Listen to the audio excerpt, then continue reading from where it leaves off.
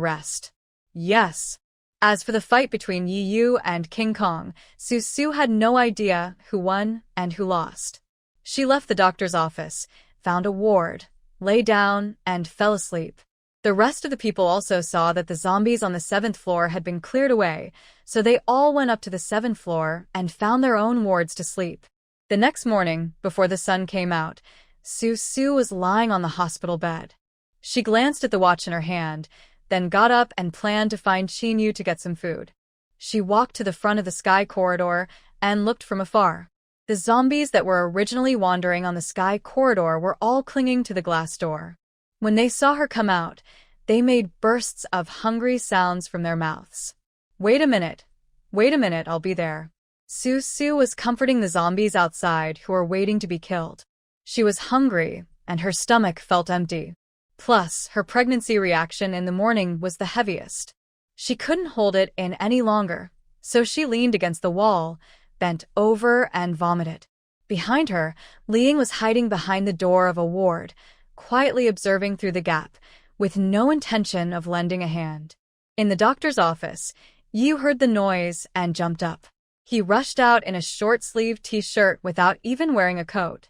He ran behind Su Su, raised his hand and gently patted Su Su's back, and asked with a worried look on his face, "What's wrong with you?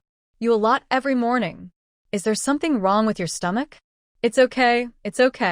Su Su shook her head, her face pale. Seeing this, Yi reached out and helped Su Su, who had just finished vomiting, up. He walked to the plastic chair by the wall and sat down. He hugged Su Su, worriedly, and just as he was about to shout Shushurja's name, Su Su grabbed him and shook her head. "It's nothing. You won't for a while after vomiting. Go find me something to eat." "Okay, just sit here and wait." At this moment, Yi Yu was extremely obedient. His original stubborn attitude instantly turned into a submissive one. He helped Su Su lean against the back of the chair and hurried to Qin Yu's ward.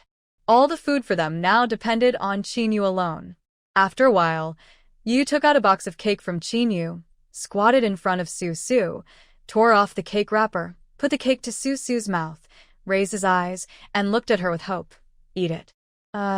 Su Su took the cake that Yu placed next to her mouth uncomfortably. "I have my own hands." "Okay, eat it. Eat it quickly, there's more after you finish it." Yu didn't argue with Su Su. It was fine for him to feed her or for her to eat by herself, but she just shouldn't have such a pale face. It looked a bit scary. Su Su forced a weak smile and looked at Yu, thinking that it would be nice if this man could always be like this and not make her angry from time to time. She lowered her head and took a bite of the cake, then looked at Yu, who was still squatting in front of her, watching her eat. She raised her foot and kicked him in the chest. "Go back and put on some clothes before coming out. I told you last time, don't keep staring at me like that. Your eyes are too indecent." Hey. Yu did not deny it. He lowered his head and turned around to find clothes to put on. He was a man, a normal man. It was normal for him to have dirty thoughts when a woman he had slept with once ate food in front of him with her little mouth moving. As soon as Yu left, Su Su's eating speed increased. She finished the 3 small cakes in front of her in no time. Feeling a little better in her stomach, she stood up and walked towards the group of cute zombies outside the glass door who had long been unable to contain themselves. Behind in the door, Liang finally finished her reading, closed the door of the ward, and looked at Li Xiuyu, who was sitting up and getting dressed on the bed next to her. She asked as if chatting casually, "Xiaoyu, you said that Su Su and Brother Yi have such a good relationship. What is their relationship?" "Well..." Li Xiuyu was not sure what to say. "It doesn't matter. But I think Brother Yi seems to like Su Su very much." "How long have Su Su and Brother Yi known each other?" "Not long, maybe 2 months or so, I don't know." In fact, after being together for such a long time, Li Xiuyu, who knew Su Su's past very well, probably guessed that Yi Yu was the man who had slept with Su Su. However, this matter was very complicated to explain, and it also involved Bai Luoluo, who had already been killed by Su Su, and the fact that Su Su was drugged by Bai Luoluo. After all, this was Su Su's private matter. Li Xiuyu certainly didn't want to say anything about this to Liang, whom she had only known for a few days. However, Li Xiaoyu's evasiveness made Li Ying have some rich associations. Li Ying sat on the edge of Li Xiaoyu's bed and was very affectionate, as if they were roommates. She gossiped, but I think Su Su doesn't seem to like Brother Yi that much. Do you think Su Su had a boyfriend before? What kind of boys does she like? It seems like she has a boyfriend. Really? Did they separate after the apocalypse? Or did they break up? So how is the relationship between Su Su and her boyfriend? It's okay. They have been together for many years and have not broken up. Well, it's hard to say. Don't ask me. How did Li Xiaoyu explain Li Ying's gossip? Su Su and Xie Qingyan did not break up. It was Xie Qingyan's admirer by Luo Luo who drugged Su Su and made Su Su and Yu go to bed. Now Su Su and Xie Qingyan are almost enemies, but they live in the same place, and Yu came all the way to get together. Things were very chaotic, and she had a lot to learn recently, so much that Li Xiaoyu had no mood to gossip with others about Su Su's mess. So Li Ying boldly guessed a story that Su Su was pregnant with her ex-boyfriend's child, and she was hiding it from Yu. She was absolutely sure that Su Su was pregnant. What normal woman would throw up every morning? Su Su was so good at killing zombies that she had long passed the point of being disgusted by them. When she thought about the mysterious look of Zhuoshijia and Su Su in the ultrasound room on the 6th floor, Su Su was not pregnant. Li Ying wrote her name upside down. Moreover, Li Ying could be sure that the child was not Yiyu's. With Su Su's personality and her bad and distant attitude towards Yiyu, it was impossible for her to have a relationship with Yiyu, whom she had only known for more than 2 months.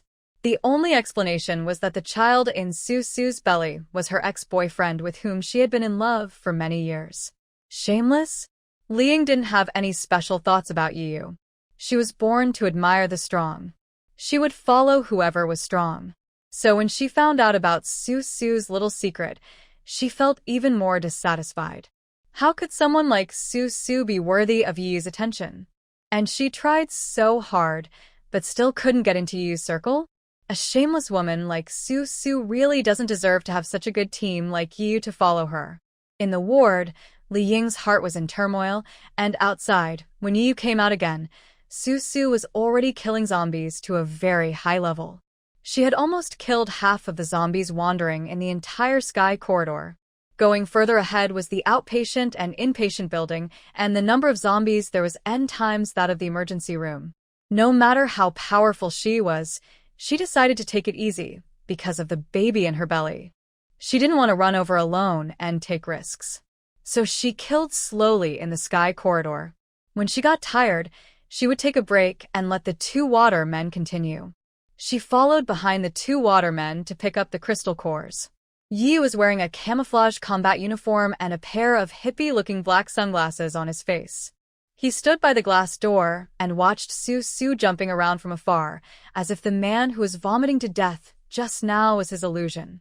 After watching for a while, he felt relieved and waited for his teammates to gather one after another. Then Yiyu leisurely stepped onto the sky corridor, intending to clean up some zombies along the way first. Brother Pai and the others got up at this time. Due to the environment, they didn't have to pay much attention to things like brushing their teeth and washing their faces. They just stood up from the bed, filled their stomachs, picked up their weapons and fought. They soon followed them to the sky corridor. Li Xiaoyu was still walking at the back with Qin Yu, Ruerue, and Zhuoshijia. Li Ying wanted to keep up with Yi Yu and the others, but Yi Yu and his 3 companions were heavy firepower. The 4 of them took on most of the zombies, which also meant that the place where these 4 were was the most dangerous place on the front line.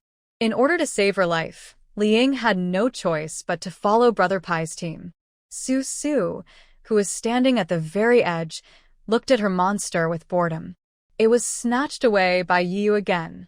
She yawned and turned her head to look at the dark mass of zombies in the glass door opposite. Perhaps they smelled the scent of living people, and all the zombies crowded towards this glass door. Su Su leaned against the window on the side of the sky corridor and waited.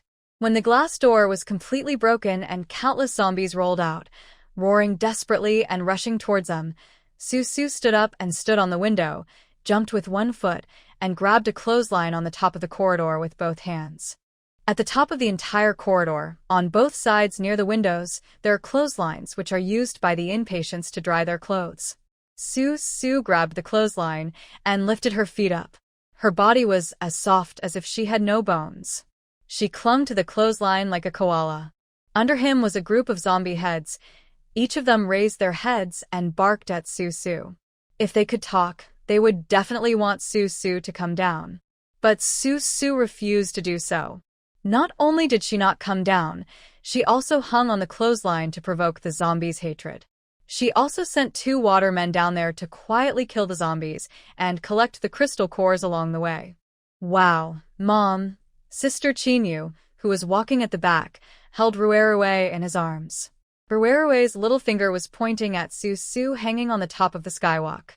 His vocabulary was limited, but it did not prevent him from expressing his concern for Su.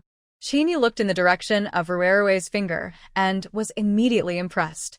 He jumped so high, and even jumped up by holding onto the windowsill. What courage does it take? Zhuoshijia, who was carrying a large backpack, frowned tightly. It seemed that Su did not listen to a word she told her. As a pregnant woman who is still in the dangerous period of 3 months, was it appropriate for her to jump so high and hang on a clothesline?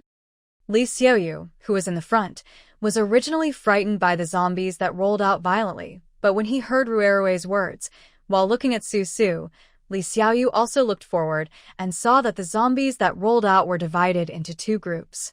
Most of them went towards Yu, King Kong, the scholar, and the fortune teller in front, while a small part bypassed these 4 people and went towards Su.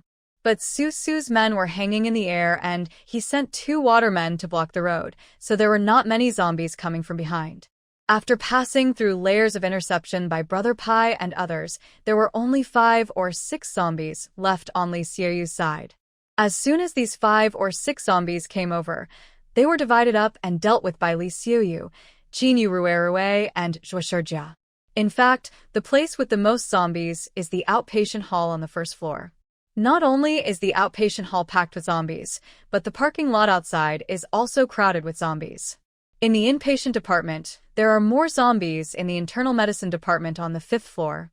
The situation on the other floors is relatively okay, which is the level that everyone sees now. This kind of ordinary zombie has no consciousness and only knows how to smell odors, listen to sounds, and satisfy their appetites. Therefore, they cannot go up and down stairs normally, and it is even more impossible for them to have the wisdom to hide somewhere and launch surprise attacks on humans. Basically, after clearing out the zombies on 1 floor, even if the cleanup is complete, it is impossible for some remnants to appear in the dead corners that cannot be cleared. With so many zombies, it only took Ieyasu and Su a few hours to clear out all the zombies that approached them. Then they walked into the 7th floor of the inpatient department and went up the emergency stairs without a break. According to Zhuoshijia, above the 7th floor are some departments for elderly people to recuperate, such as gynecology, obstetrics, neonatology, adult intensive care unit, etc. There are not too many zombies on these floors, especially in the departments for elderly people to recuperate. It is called recuperation, so naturally a quiet and spacious environment is needed. There are only 2 or 3 children who come to visit the elderly. Even if all of them become zombies, there will not be many people left. The obstetrics department, in particular, was supposed to be the place with the most pregnant women. But when Su, Yu, and the others climbed the emergency door on the 10th floor, there were only 2 or 3 zombies left. It was even quieter inside the obstetrics department, as if none of the pregnant women had turned into zombies. It felt very weird. Yu, who was leading everyone to the neonatal department on the 11th floor, stopped when he heard the words and looked back at the locked emergency door of the obstetrics department. This door was unusually quiet. Only the emergency door of the obstetrics department was the quietest, so quiet that you could hear a pin drop inside.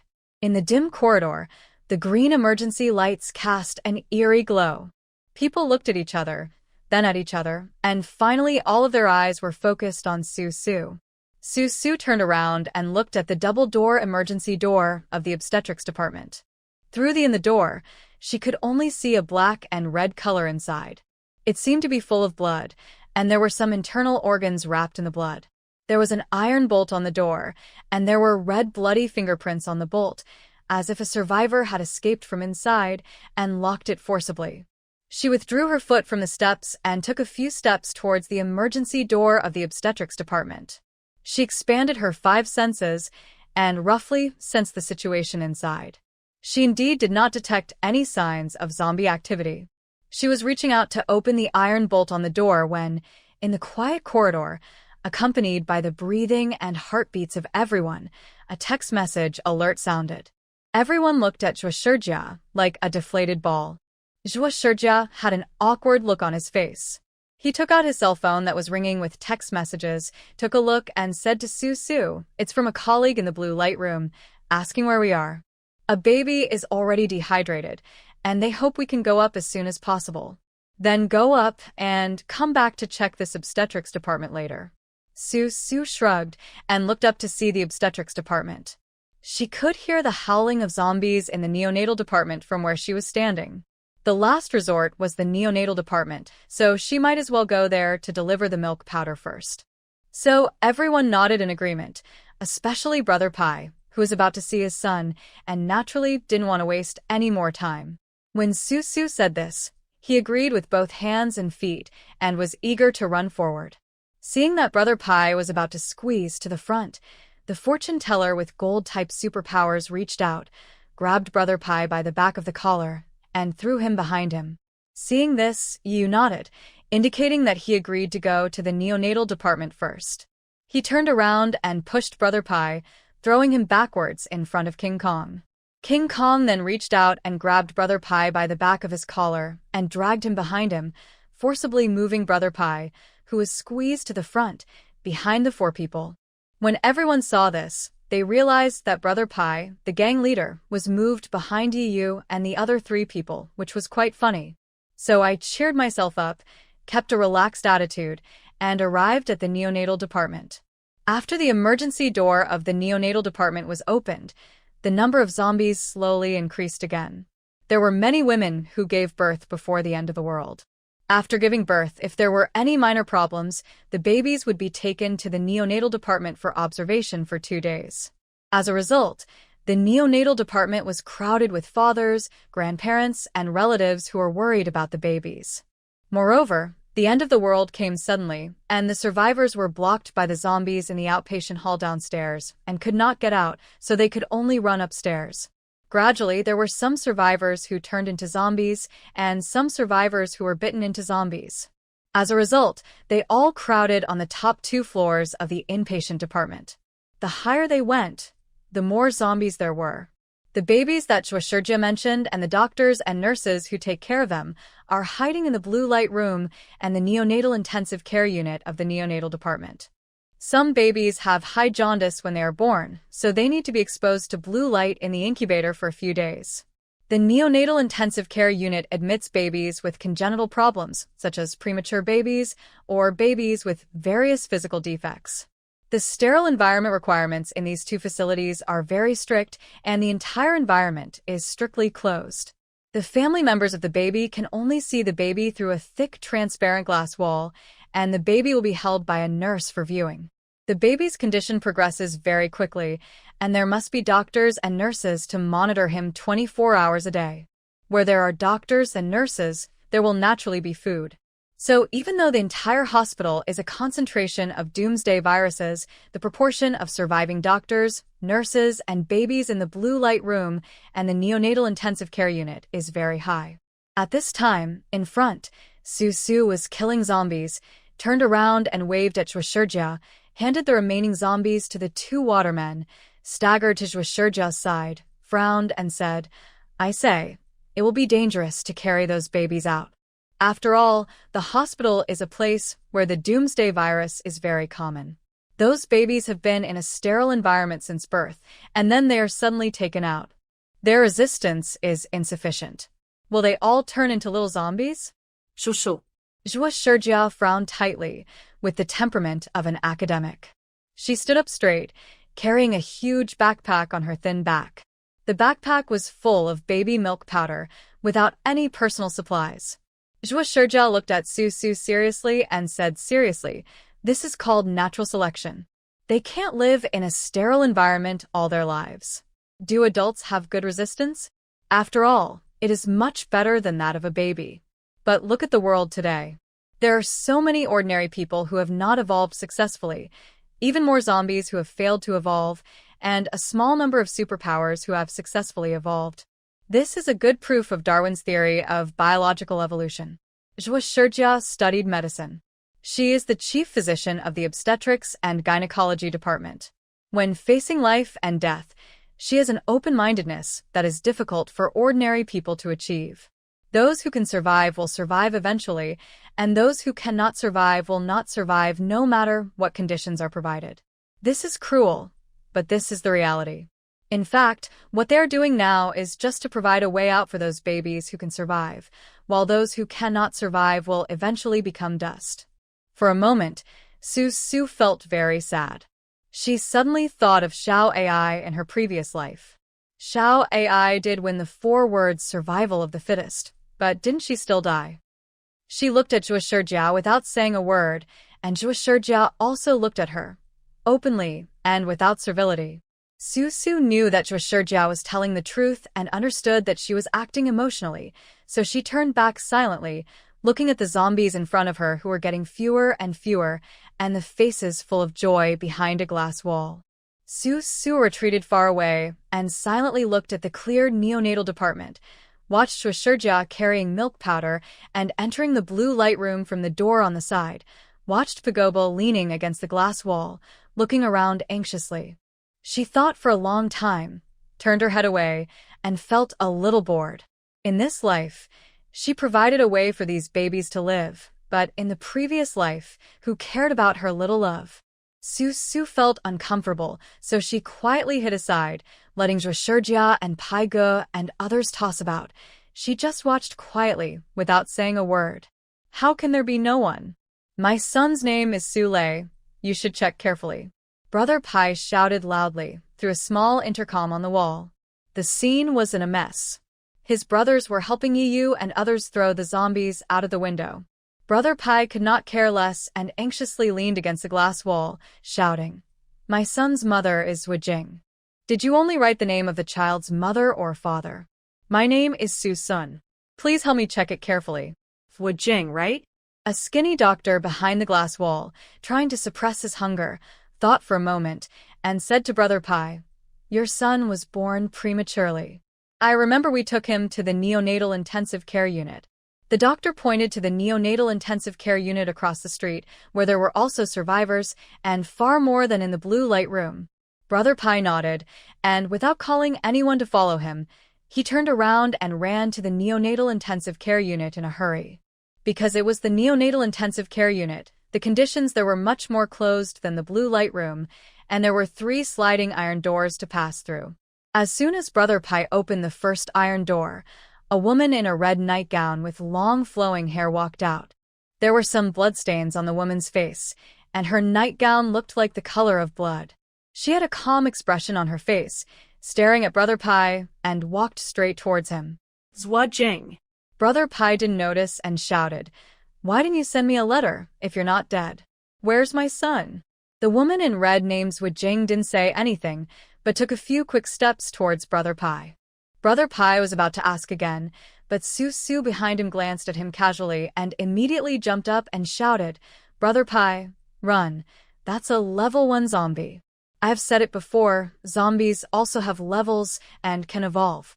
Today's zombies are too ordinary. They are all ordinary zombies, walking as slowly as snails and very easy to kill. However, the movement speed of a level 1 zombie is almost the same as that of an adult. They can run and jump and can overcome obstacles by themselves. They can go up and down stairs and so on. They are very flexible and normal. If you don't look closely, a level 1 zombie with its appearance well preserved looks almost like a real person. To distinguish who is a first-level zombie and who is a human, it depends on the eyesight of each person. Su Su has been in the apocalypse for 12 years, so she can tell at a glance that this woman named Wu Jing is not a human. Her nightgown is all covered with human blood. How much human flesh did she eat to get it stained like this? But Su shouted too late, and Pai Ji's reaction was also half a beat slower. He probably didn't believe that Jing, who was so agile, was a first-level zombie. By the time he reacted and turned around to run, Jing had already pounced on him from behind and knocked Pai Gu to the ground. Yu on the side was not slow in his movements. When Jing opened her mouth, revealing 2 fangs, and was about to bite Brother Pai, Yu threw a fireball in time. The fireball hit Jing's face and burned half of her well-preserved face. If it were an ordinary zombie, it would have been killed by this fireball, but not Jing. Her movements were only hindered for a moment, and then she bit Brother Pai on the shoulder as if she didn't feel any pain at all. Because it was winter, Brother Pai was wearing thick clothes, so the bite didn't hit his flesh but tore the clothes off his shoulders. He struggled under Jing, shrinking his neck to avoid Jing's bite, but this level of zombie was stronger than ordinary zombies, so he couldn't struggle at all. At this time, King Kong also came up. A shadow floated by, and a blood mark appeared on Jing's neck. After a moment, with a gulp, its head fell off from the slender body, revealing a scar the size of a bowl. Dead, dead. Look dead. The second iron gate was opened at some point, and just when Jing's head fell, the second iron gate was completely opened, revealing a large group of survivors inside, all of whom looked jubilant. Brother Pai pushed Jing down from his back, sat up, and looked at Jing's head not far away. He didn't know what he was thinking. Looking at his expression, he seemed a little dazed, confused, and a little sad. Was he bitten? Don't go over there, stay away. He must have been bitten just now and is about to turn into a zombie. Yes, look at him. I saw the zombie bite him. Brother Bing, you are here to save us, right? Why don't you kill this man?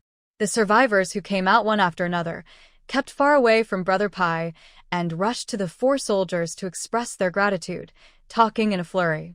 At the same time, they stayed as far away from Brother Pai as possible, leaving him sitting on the ground, feeling alone as his lover turned into a zombie, his son's life or death unknown, and being deserted by everyone. Seeing this, Brother Pai's subordinates rushed up and were about to argue with the survivors. At the same time, they also protected Brother Pai, making it clear that they would not let anyone touch him. However, King Kong pushed everyone away, bent down, and stretched out a hand towards Brother Pai. He was closest to Brother Pai, so of course he saw it clearly. Brother Pai was not bitten by Jing at all. Even if he was bitten, it was impossible for Brother Pai to turn into a zombie immediately. The ignorant people in the world love to make a fuss and are unwilling to take even the slightest risk. When the survivors saw this, they all showed horrified expressions on their faces, as if King Kong was seeking death. They talked a lot and even forgot the joy they felt when they first met the soldiers. They just repeated in their minds the iron rule that if you are bitten by a zombie, you will become a zombie. Everyone stared at Brother Pai tremblingly, but Brother Pai looked up and saw that the iron door of the neonatal intensive care unit was half open. He immediately seemed to come to his senses and ignored the frightened survivors. He just rushed into the innermost iron door and shouted, "Son, where's my son? Where is my son?" The neonatal intensive care unit is now a mess. The boxes that needed to be turned over have been turned over, the cabinets that needed to be turned over have been turned over, and there are scattered medical supplies everywhere. There are also some baby milk powder bags on the ground that have been opened, and the milk powder is scattered all over the floor. There was a young nurse who was kneeling on the ground picking up the milk powder. When she saw Brother Pai rushing in, she shouted, "Don't step on it. These babies only had this little bit of milk powder left. You've already eaten it all. We don't have any more. We have nothing left."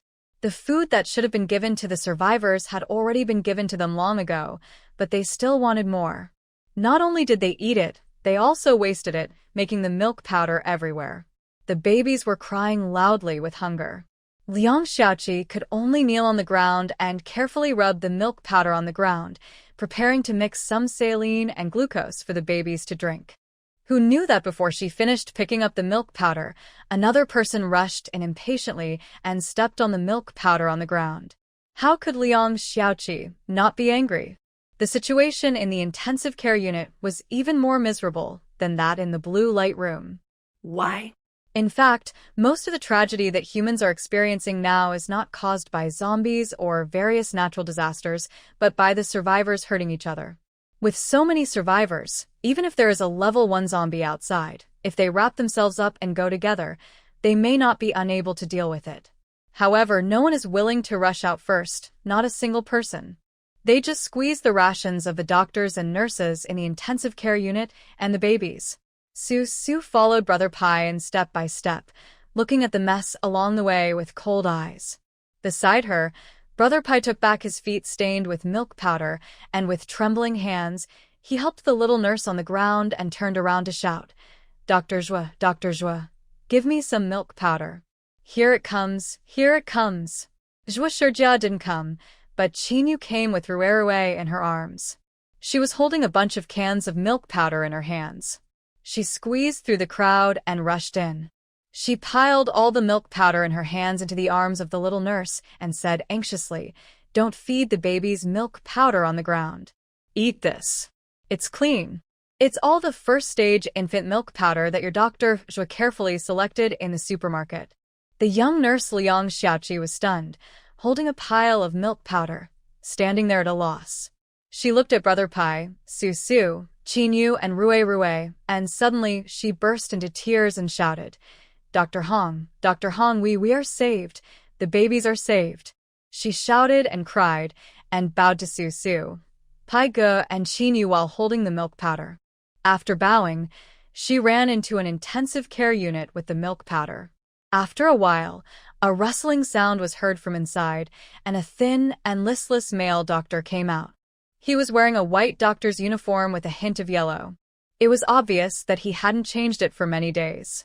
But because he was a doctor and had been staying in the intensive care unit, he was particularly fond of cleanliness. Apart from a somewhat torn and messy look on his doctor's uniform, there was not a single stain on it. There was a stethoscope hanging around his neck. As he walked, one hand habitually rested on the stethoscope, as if ready to listen to the condition of the sick child at any time.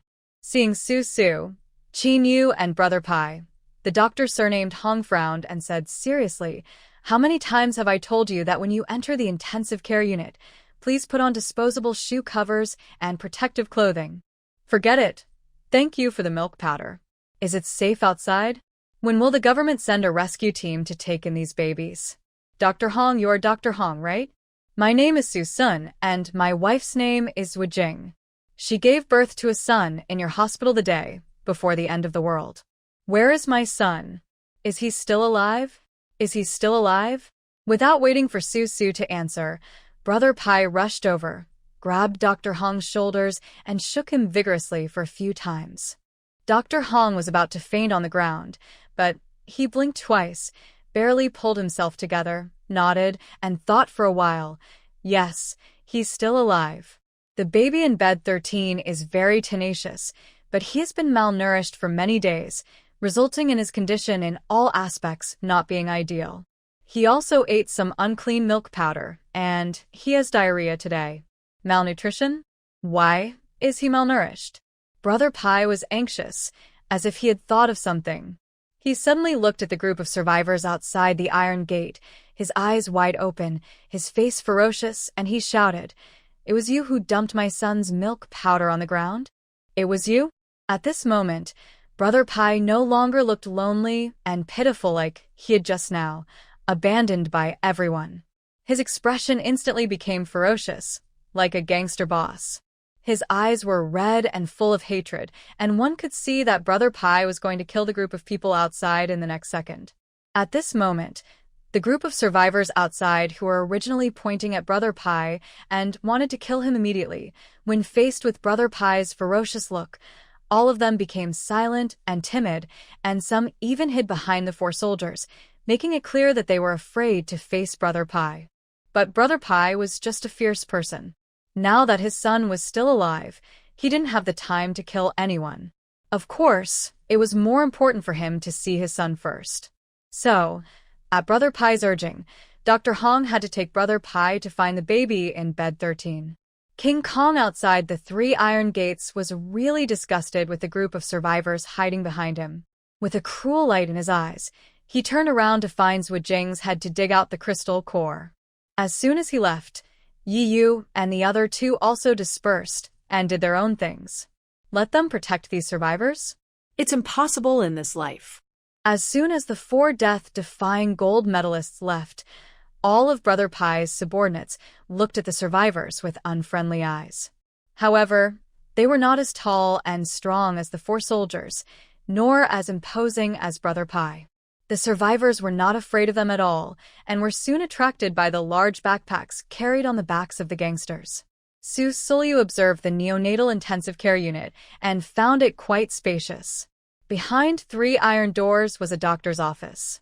Walking into the doctor's office was where the incubators for the babies were placed. The instruments outside each incubator were still running. It seemed that the electrical equipment in the intensive care unit was operating normally.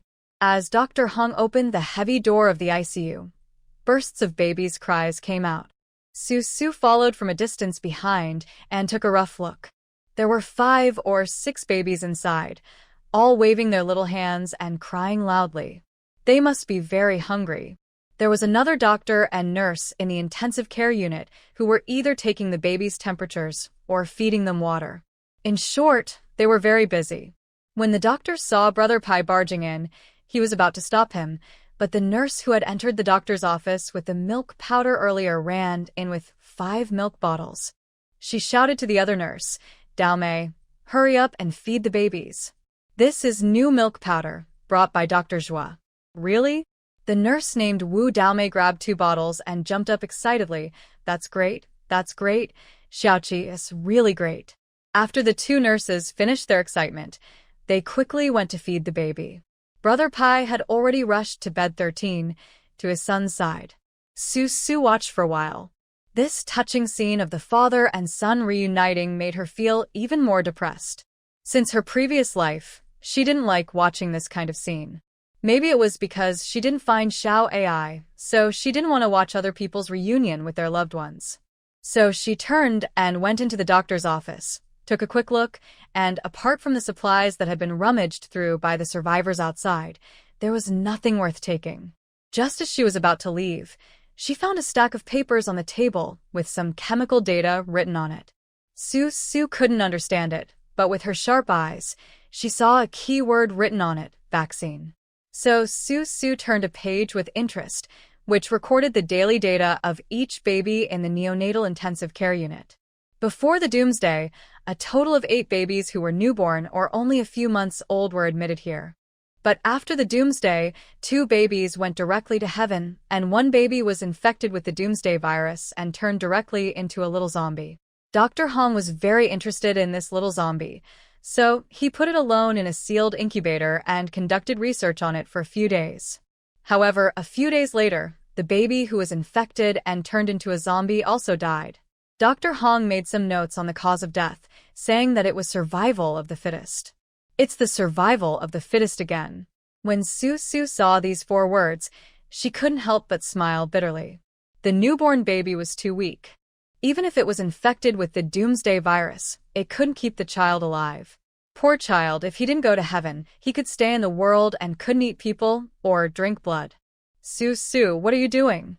Zhuo Shijia stood by the door, frowned at Su, and waved. Come out quickly. Let's discuss how to deal with these children. So Su put down the pile of data in his hand and followed Zhuo Shijia out. At this time, Qinyu had already taken Ruerue to help feed the baby's milk. When Su walked out, he happened to see the group of survivors trying to steal the supplies behind Brother Pai's men. This time when they entered the hospital, each of Pigo's men carried a very large and exaggerated backpack on his back. The backpack was filled with the supplies needed for this operation. One person only had 1 or 2 days, and it was definitely impossible for him to finish all the things in the backpacks. Therefore, until now, there was still a lot of food in these backpacks. They ate right in front of them. The survivors wanted food. They didn't give it to them. So everyone started arguing, and by the time Su came out, they had already started fighting over it. Yi Yu and the other three were standing far away, almost at the emergency staircase. They were discussing something with their heads down. Li Ying was standing not far behind Yi Yu, and Li Xiaoyu was going in and out of the blue light room, as if she was helping out. When Yi Yu and the other three saw Su Su coming out with Zhuo Shijia, they stopped talking and looked up at her. Su Su ignored the group of survivors and Pai Ge's subordinates who were about to fight each other, and walked straight to Yi Yu. King Kong raised his chin towards the blue light room, looked at Su Su and asked, "There are 4 in the blue light room, 5 in the intensive care unit, a total of 9 little butts. Take them all back?" "Take it back first." "So many?" Su Su frowned. 9 babies, not 9 pets, but also doctors and nurses, as well as various incubators and other facilities. How to take them all back? But if they are not taken back, how can these 9 babies survive? In this era, the government has long been gone, and the only one in power that is still able to act is the army. But it takes time for the army to come, and it also takes a process to build up the various functional departments of human society. The Wild Hospital will appear soon, but what role will it play? To put it bluntly, the Wild Hospital is a building built in the suburbs of Xiangqing. All the patients admitted there are some relatives. The sanitary conditions are poor, the attitudes of doctors and nurses are poor, and the skills are poor. Medical supplies are scarce. There are even explicit regulations that those who are dying will not be admitted, children will not be admitted, and the elderly will not be admitted. It is not written whether pregnant women can be admitted, but in that era, it seems that except for fools like Su Su, no pregnant women would go to the Wild Hospital to give birth. Pregnant women who are about to give birth can just solve the problem of giving birth at home. Why spend the crystal core to go to the hospital? Moreover, there were fewer and fewer pregnant women in that era. Women who were not pregnant did not dare to get pregnant, so why should they give birth? There were no welfare institutions to adopt children. Not only now, but also 10 years after the end of the world. In that world, the only ones who would come out to collect children and adopt children were some brothels or begging organizations. It was not until the Qinglong base in the north developed the doomsday vaccine that related training institutions for young superpowers were born, and the leaders of the base began to care about the various problems of the children. So Su Su could only decide to take these 9 babies back home. She would take them home first. Anyway, there were so many people, and she didn't want to take care of them. What was she worried about? How are we going to take care of them? No one else said anything, but Li Ying spoke up. She looked at Su Su with obvious disapproval on her face. So many babies. How much milk powder will they need every day? And what about the food for the doctors and nurses? Where will they live? Who will find supplies for them? Su Su, don't you think you are too saintly? I don't want you to support me anyway. At this time, Zhuo Shijia, who had been silent all this time, stood up bravely. She raised her head and puffed out her chest, with a natural sense of pride. "We are medical workers. Your health and lives depend on us. How can we give you less food and clothes?" In the doomsday, a person's value is not only reflected by going out to fight zombies. A healthy team system needs brave people to go out and fight zombies, but it also needs many talented people with expertise, as long as they can be given a chance to demonstrate their value. And now, Su Su gave them this opportunity. To Zhuo Shijia and these doctors and nurses. It's decided. Take them all back. Su Su glanced at Li Ying and said bluntly, "Li Ying, people with different ideals cannot work together. If you feel that my decision is biased, you can choose to leave." She looked at Yi Yu again, and Yi Yu quickly waved his hand and took himself out. "Don't look at me. I have no objection. We all have no objection." King Kong, the scholar and the fortune teller all shook their heads to express that they had no objection. King Kong even smiled at Zhuo Shijia, and it seemed as if he was saying, "Look, I voted for you, and I support you." On the side, Li Ying opened her mouth, sneered, and glanced at Su Su's belly. She was smart enough not to attack at this moment. Only a brainless person would choose this moment to poke out the best handle. Su Su's belly was not bulging, but she insisted that Su Su was pregnant. Su Su did not admit it, and Zhuo Shijia also helped Su Su. In the end, she, Li Ying, would be accused of stirring up trouble. Then Brother Pai came out holding his son. Brother Pai's subordinates, who were beating the survivors like pigs, stopped immediately and ran over holding their backpacks. One looked at Brother Pai's son, and another looked at Brother Pai's son, all with happy expressions. The survivors, who had been beaten, became obedient and crouched on the ground groaning. Su, can I discuss something with you? Brother Pai ignored his subordinates and walked over with his son in his arms, smiling like a Maitreya Buddha. I am over 40 years old, and I only have this one son. My son's health is not good, so I want to take all these doctors and nurses away, and of course, all the children here. You know that our ability is limited, so I beg you to take us in. As he spoke, Pai Ge's smile faded, and he said very seriously, I promise, as long as you let us follow you, I will cover all the food for these people, including the children, doctors, nurses, and you. Do you want it? What this means is that Su and Yu's team will ensure safety, while Pai Ge's team will provide backup and take on the responsibility of feeding 9 babies, 3 doctors, and 5 nurses. Su looked back at Zhuoshijia, who blinked quickly, meaning, agree quickly. If someone is willing to support these doctors, nurses, and babies, then you are a fool if you don't agree. Su immediately nodded to Brother Pai. Okay, no problem. Then these babies and their doctors and nurses will be left to you. Well, this time I went to the hospital, Peng Yuzhong left, Zhuoshijia came, and there were 9 babies. In addition to Zhuoshijia, there were a total of 7 medical staff, plus a pre-apocalyptic gangster boss and a dozen of the boss's subordinates. This team is really getting bigger and bigger. Yi rolled his eyes behind Su and made a face at King Kong. King Kong had a stern face at first, but then he suddenly stuck out his tongue at Yi. Yi then burst into laughter and pounced on him, and they started fighting each other. These soldiers, who usually have too much energy to vent, can only consume it by fighting with their teammates. Ignoring Yi and King Kong, Su turned around and discussed the retreat with Zhuoshijia and Pai Ge. The retreat was simple, because the zombies had been cleared out on the way here. The only remaining obstetrics department on the 11th floor might be a bit weird, but Zhuojing's appearance just solved the cause of this weird incident. It was estimated that so many pregnant women in the obstetrics department were eaten by Zhuojing alone. So they just need to follow the same route they came from, find a few more cars downstairs, and have each of Brother Pai's subordinates hold a baby and follow Yi and Su's car. But they had decided to take in the baby and the medical staff. But what about the remaining survivors? The survivors who were beaten and lying on the ground, groaning, did not dare to act rashly. Seeing that Brother Pai's subordinates were preparing to retreat, some of them reluctantly surrounded him and asked the scholar, Brother Bing, can you take us with you? Everyone was busy. Su and Zhuoshijia were busy whispering in a corner. Li Xiaoyu and Qinyu Ruerue were busy collecting medical supplies. After the medical staff ate some of the food brought by the young and dangerous, they and Brother Pai's subordinates were busy preparing items for the baby. Brother Pai was busy teasing his son. Yi and King Kong were busy fighting. Li Ying and the fortune teller followed behind Yi and watched him fight with King Kong. Only the scholar was standing there idly, and he looked easy to talk to.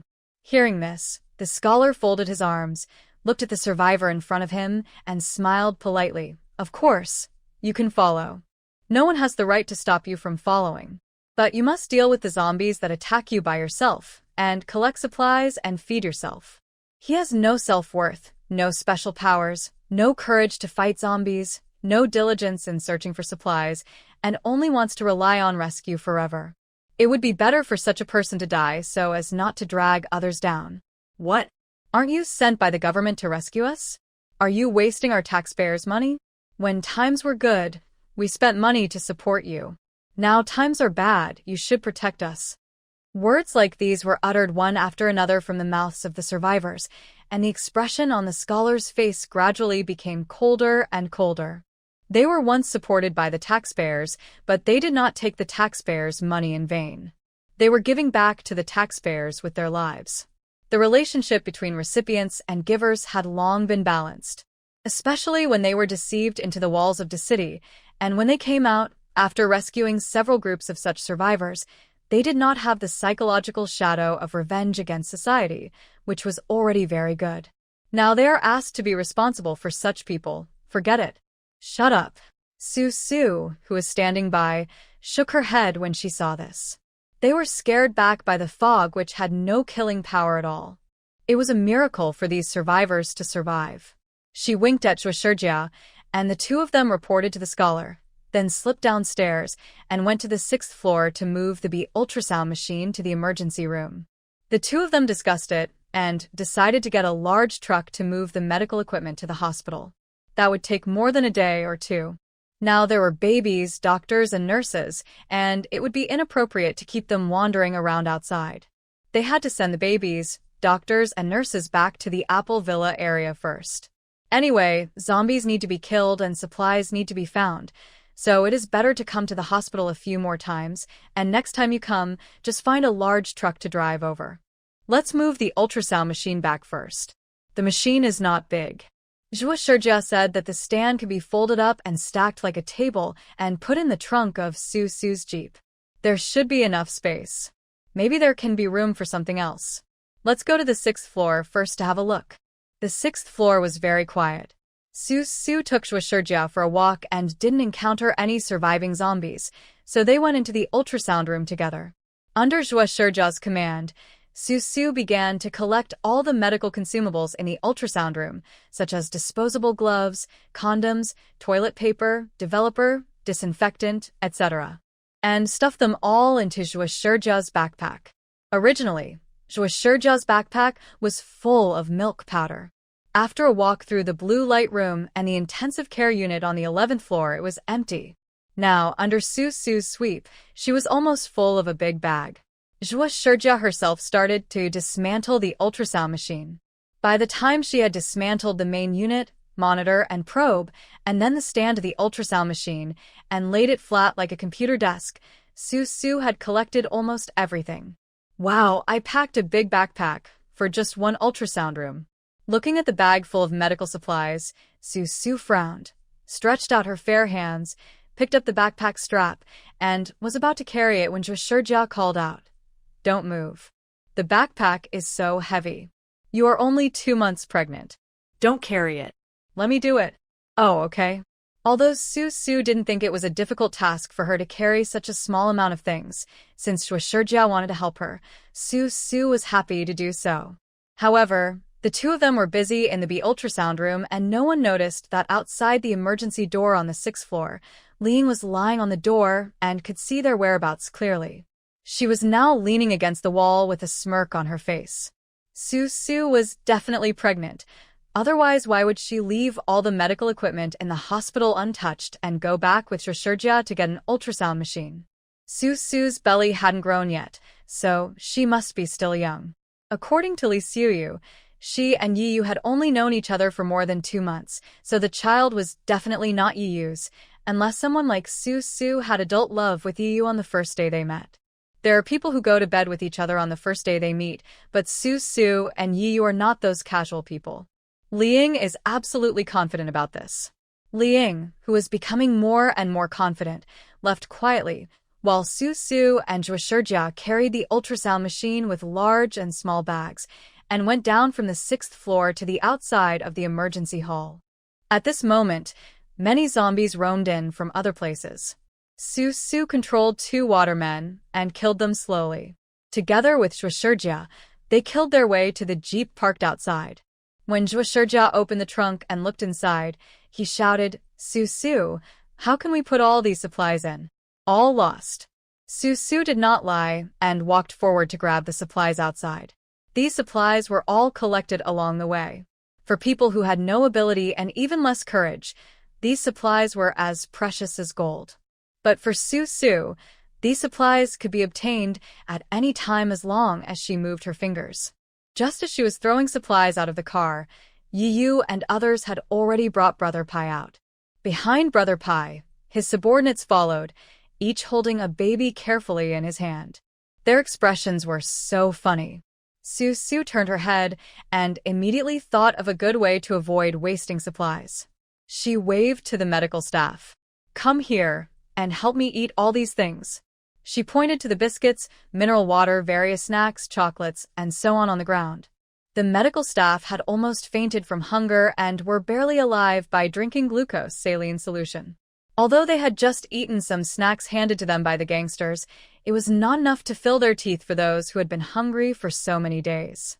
So when the doctors and nurses saw the food on the ground, their eyes lit up and they walked over to eat it. The survivors who followed at the end pounced on the food like hungry tigers. You are not allowed to pick them up. Su had long disliked survivors who would rather let the leftover milk powder fall to waste on the ground than leave a bite for the babies. What she did was just an eye for an eye and a tooth for a tooth. Then, Su glanced and accidentally saw Liang Xiaoqi's face full of admiration. She stuffed the biscuit in her hand into her mouth, clasped her hands together, and placed them in front of her chest. Looking at Su was like seeing her idol. Revenge, revenge. Su avenged all the anger and dissatisfaction in her heart. What are you looking at? Do you want to eat? Not really understanding the train of thought of a young nurse like Liang Xiaoqi, Su turned around, took out a bag of snacks from the trunk, and put it in Liang Xiaoqi's arms. Take them and eat them. Each of you take a bag, while I clean out the trunk. Brother Yi, isn't this too much? Liang walked beside Yiyu, watching Su delivering bags of supplies to medical staff, and whispered to Yiyu, "We collected these supplies with great effort. Are you letting Su give them away like this?" "We, Su, Li Xiaoyu, and Qin Yu collected it, not you." Yiyu stopped and turned to look at Li Ying, who was walking beside him. His eyes were filled with anger, and his voice became a little louder unconsciously. He said irritably, "Also, I've always wanted to say this. We're not that familiar with each other, but you always call me Brother Yi. Do you like me?" "No, I have someone I love, and I don't like you." Because Yi was a very straightforward person with a simple mind, he said whatever he thought and never considered that girls were thin-skinned. In addition, he vaguely felt that Li Ying's attitude towards Su was gradually getting worse, and he even felt that she was trying to stir up trouble. So when Yi got angry, he unconsciously raised his voice until it reached a decibel level that could be heard by everyone present. Ai Ling looked at Yi in astonishment and stamped her feet. "You misunderstood. Yi, do you? I am not attracted to you. I am. Now is not the time to expose Su's true face." Li Ying held back the words that Su was pregnant. She looked at Su again. Su didn't pay any attention to her at all. She was discussing with Zhuo Shijia how to put the B ultrasound machine and medical supplies. So Li Ying blushed, lowered her head, and walked back to her car angrily in front of everyone. As for Yiyu, he didn't feel that he had hurt the girl's self-esteem at all. He walked forward, put one hand on Su's shoulder, hugged Su, and leaned most of his body weight towards Su. He whistled, "Have you finished squandering money? Can we go now? Let's go." Su squeezed Yiyu to the side, straightening his body which was leaning on her, and slapped away Yiyu's hand which was around her shoulder. Seeing that Zhuo Shijia had put all his things away and closed the trunk, she walked back to the passenger seat. When Yiyu sat in the driver's seat and started the car, Su asked leisurely, "What happened between you and Li Ying just now? Did you break up? Hey, can you stop making fun of your brother? I broke up with her? What's the connection? Oh, you didn't break up? What kind of words are these? Even when they enter your mouth, they taste different. Let me try to see what they taste like today." She kept her mouth slightly open, staring at Yiyu in amazement. After a long while, she came to her senses and punched him. "Yiyu, you are looking for death and taking advantage of me again. I will kill you." Ah. On the way back, there were much more laughter and joy than when we came here, and occasionally there were also the shouts of Brother Pai's subordinates. "It's over, he peed, and he peed on me. Hold the child well. You are so clumsy. No wonder you can't find a wife to marry and have children with you at such an old age." Accompanied by the laughter of the convoy, the survivors behind them also quickly found a car and followed.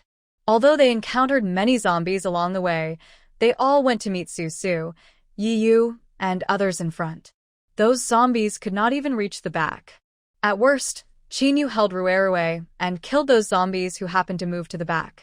However, This group of survivors had been hungry for such a long time that when they passed by the big supermarket where Zhushurjia had collected milk powder before, they very cleverly separated from Su Suyu's convoy. Anyway, they would not get any food if they followed Su Suyu and his men, so they might as well take the opportunity when Su Suyu and his men were clearing out the zombies along the way and hide in the supermarket. The termites were about to leave, so Su Su and his people naturally would not try to keep them. They killed their zombies and drove away after that. They did not meet any other survivors along the way, and nothing unexpected happened. It took them almost a day and a night to reach the outside of the Apple Villa area before dawn. The closer we got to the Apple Villa district, the fewer zombies there were on the road, and the last one was nowhere to be seen. Instead, there was a convoy in front, preparing to enter the gate of the Apple Villa district. A small roadblock was set up at the gate, with some sandbags piled behind it. Cars had to enter the Apple Villa area one by one.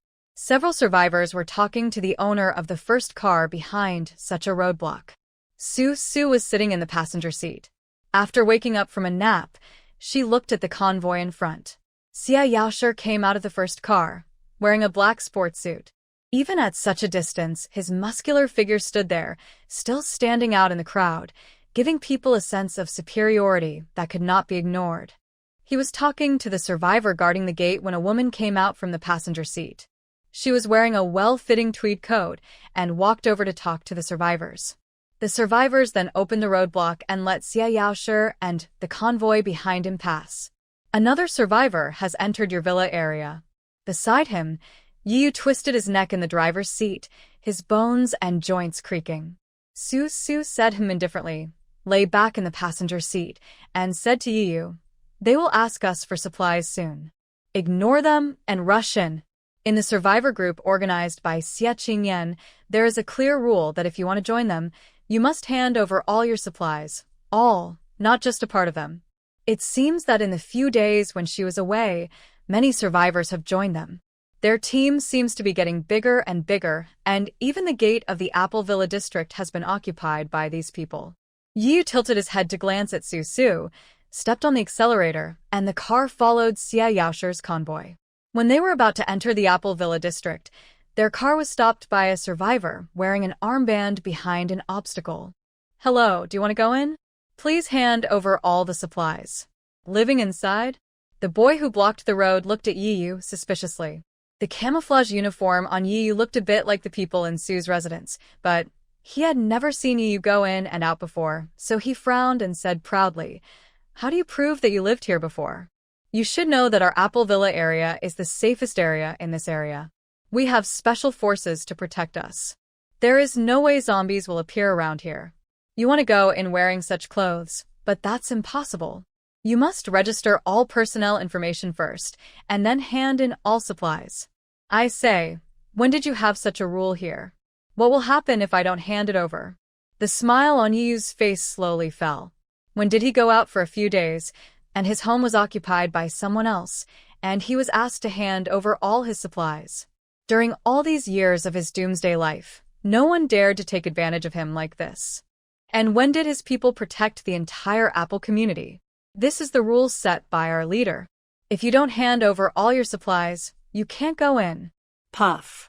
Su Su, who was sitting in the passenger seat, couldn't help laughing when she heard the young man mention the word leader. She tilted her head and looked out the window next to Yu, looking at the young man and asked, "Is your leader Xia Qingyan?" Yes. "He is the leader?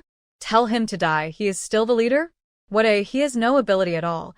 He can only do these tricks to deceive people. Hand over all the supplies.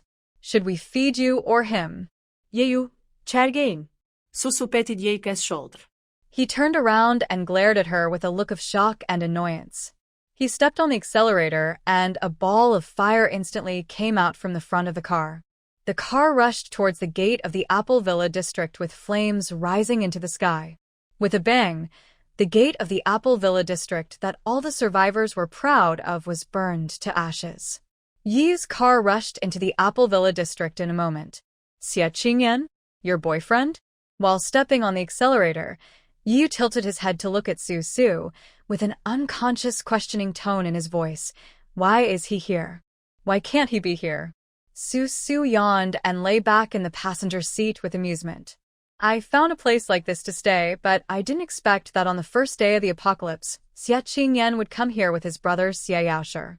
I originally wanted to kill Xie Qingyan, but for the sake of his brother, I agreed to spare his life as long as Xie Qingyan stayed in Apple Villa district for one day.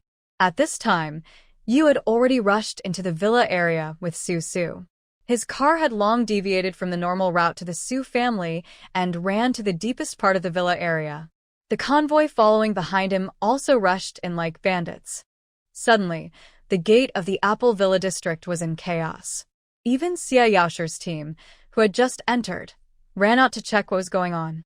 However, when Xie Yaoshi saw that the first car was Su's Jeep, he did not react excessively. He greeted his team and continued on his way.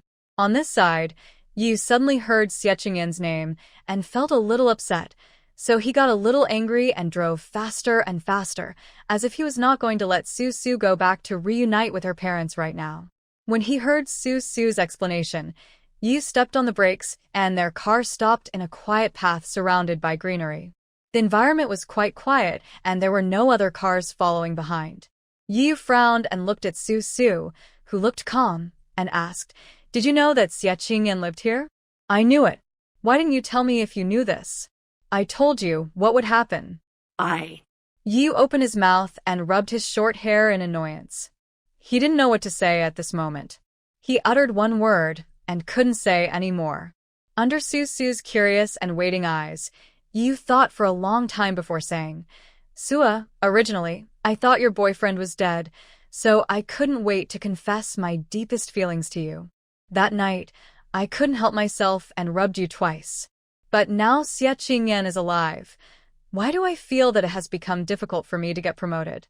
I finally felt that I was legitimate, but this time I became a mistress." If he hadn't confessed, Yu could still be Su's brother. Now that things have gotten so messed up, isn't it a shame for a man like him to be a mistress? "I'm busy." Su rolled her eyes unconsciously. "You've been struggling for so long, and you're telling me this? The deepest feelings in your heart? You're so literary. Isn't this the truth? Xie Qingyan is your boyfriend." "Who am I?" "I'm just a Qingyaojin who shows up halfway. I thought the end of the world had come, and I could take advantage of you. What should I do this time? I definitely can't give in. I definitely can't let Xie Qingyan spit out this fat piece of meat that's in my mouth. You're my sister. Tell me, what should I do?" Su, who was called fat meat by Yu, stared at him for a long time. Seeing that Yu was very conflicted, she couldn't help but laugh and asked, "How about you go and kill Xie Qingyan?" "Can I?" "Will you let me kill you?" "Of course, if you kill him, you can save me a lot of worry. It also eliminates a potential threat to your daughter Xiao Ai. Differently.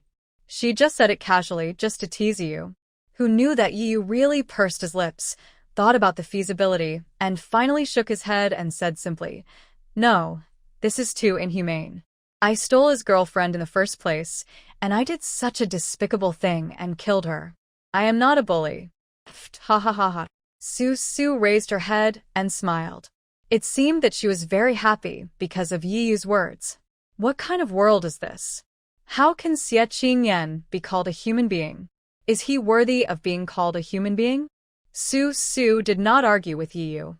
Now in the eyes of everyone, Xie Qingyan is a merciful saint, but he will not hide his true colors for the rest of his life.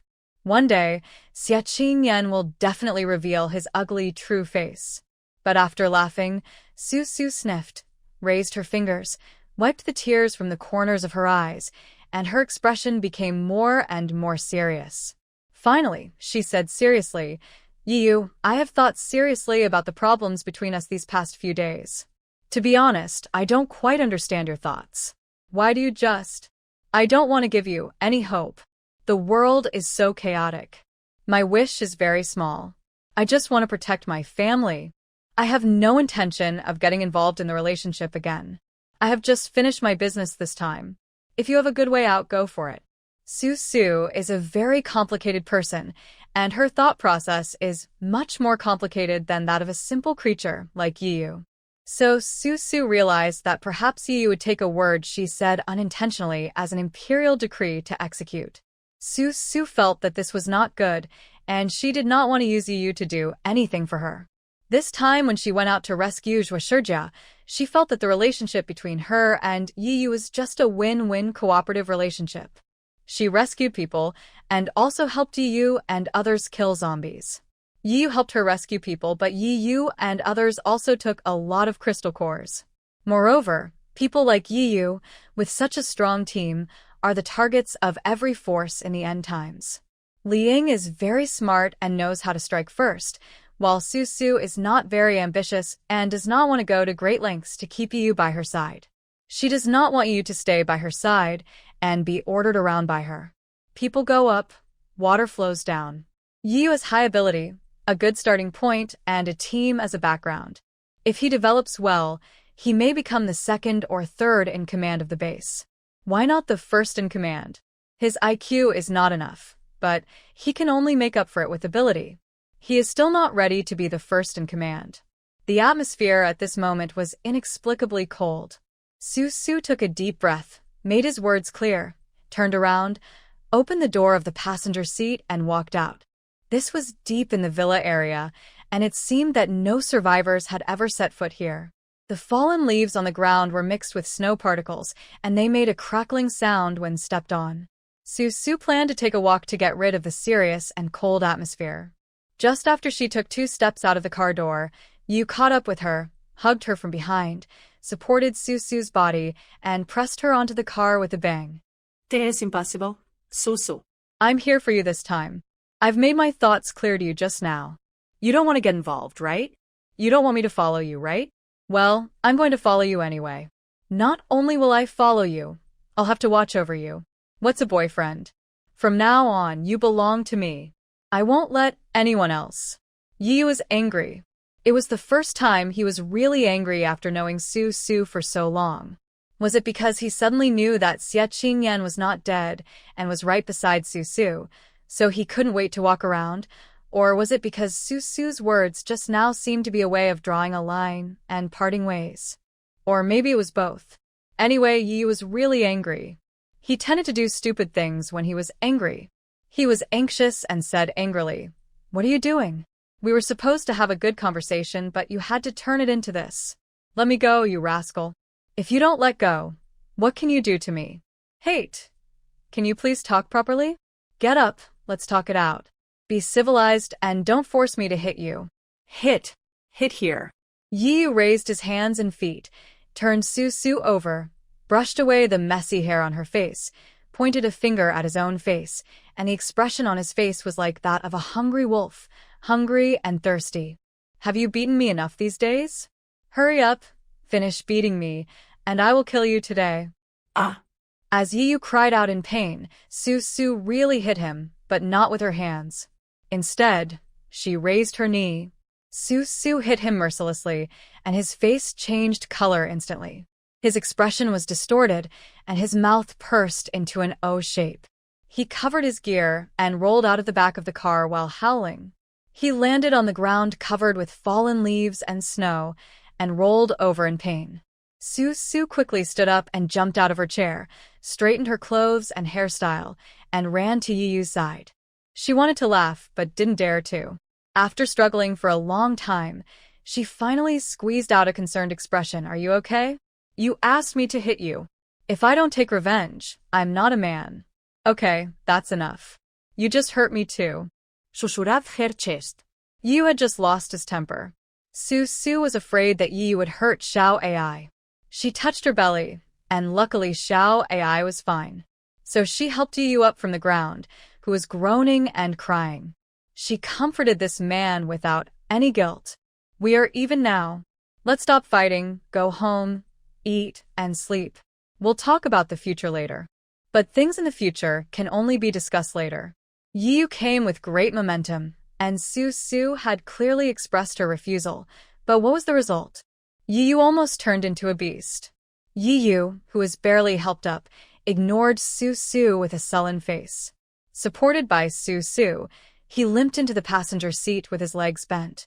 In just a short while, Su could hear the sound of Yu grinding his teeth, giving people a terrifying feeling as if he was sharpening his knife to kill pigs and sheep. He was in pain, and was almost impotent after being pushed by Su. Now facing Su, he felt helpless, but it didn't matter. There was still a long time to come, and he would avenge this grudge sooner or later. When he did, he would kill this little girl. Otherwise, he would be sorry for the pain his brother had suffered today. So, after all this trouble, Su and Yu, who were originally at the front of the convoy, were now at the end. Back at the Su family villa, Su drove the car, and Yu lay in the passenger seat, with an angry face, staring at Su's eyes without blinking. Fortunately, the car arrived at the gate of Su's villa in time. Su leaned over the steering wheel and took a look. Wow, this is not her villa at all. It is a modern bunker. The 3-meter-high wall has completely surrounded the 2 floors of the villa. No one can see anything inside the villa from the outside. There are 2 watchtowers in the walls on both sides of the villa. There is a circle of small square holes on the watchtowers, and there are circles of iron spikes on the walls. The iron spikes are all electrified. The walls are still being expanded to the sides, as if to surround the 2 villas next to them in such a defensive circle. Su's father and mother had been waiting outside the gate. There were a row of cars parked outside the gate. Yu's brothers were moving supplies back and forth into the Su's yard. Brother Pai and his brothers, also with the baby and doctors and nurses, pried open a few villas nearby and moved supplies inside. Su. My daughter, you're finally back. As soon as they saw Su park the car, Su's father and mother hurried over. Su's mother was more emotional. As soon as Su got out of the car, she hugged Su and cried, as if they hadn't seen each other for many years. Su's father was still relatively restrained, but he couldn't hide his inner excitement. There was no way, the outside world was too cruel. He and Su's mother were worried about Su every moment. The few days Su was out, they suffered from sleepless nights. Su's feeling of reunion after a long absence was not as strong as that of Su's father and mother.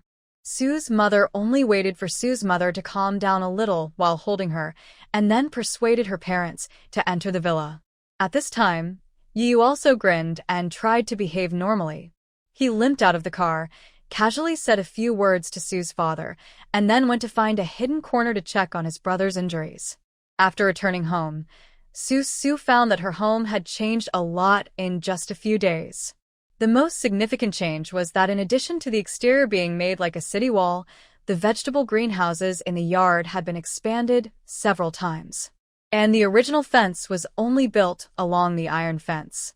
Now the fence extends far away, and a warehouse is built behind the villa. This is where Yu and his dozen brothers store the supplies they bring back from outside every day. Seeing Su staring at the warehouse in the backyard, Su's mother explained, "We really have no place to put them, so we had to build a warehouse and let them put all the supplies in it. I didn't let them put anything in our basement. The basement is only used to store the things that the previous landlord stockpiled." Su's mother had always thought that the things stored in the basement were stored by the owner of the villa a long time ago, because most of the things in the basement could be used in the end times, so it was natural for her to use them. Su did not explain, but just nodded and walked into the house. When the heater blew, she couldn't help yawning, her eyes were a little wet, and she said to Su's mother, "Mom, please prepare something for us to eat. I'm going to go upstairs and take a nap. I'm exhausted these days." "Okay, go ahead." These days, Su had not eaten well and had not slept well outside, so she must have been very tired. Su's mother understood her and stopped pestering Su to talk. Instead, she went straight to the kitchen to prepare food for this large group of people. Su went upstairs to her bedroom, ran a hot bath, changed into pajamas, and went to bed comfortably. Su's father had always had this plan before, to build a water tank on the roof so that the whole villa would have convenient water supply. Solar panels were also laid on the roof, so clean hot water could be discharged from the faucet, which was really convenient. A group of people were bustling around outside. Su drew the curtains and lay on the bed. In the dimly lit room, she could vaguely hear someone outside calling Yu's name. He must have been away for a few days, and when he reunited with his brothers, it would naturally be a lively occasion. Over here, there was a festive atmosphere outside the Su family villa. Over there, Xie Qingyan knelt on the ground and kowtowed to his mother, who was sitting on the sofa. The well-dressed woman quickly stood up from the sofa, helped Xie Qingyan up, and the two hugged each other and cried. Xie Yaoshi, who was sitting next to him, also had some emotions on his handsome face.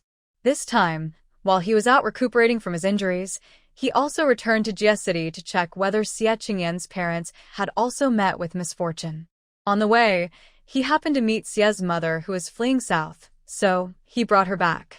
Also returning with them was a convoy that had also escaped from Jie City.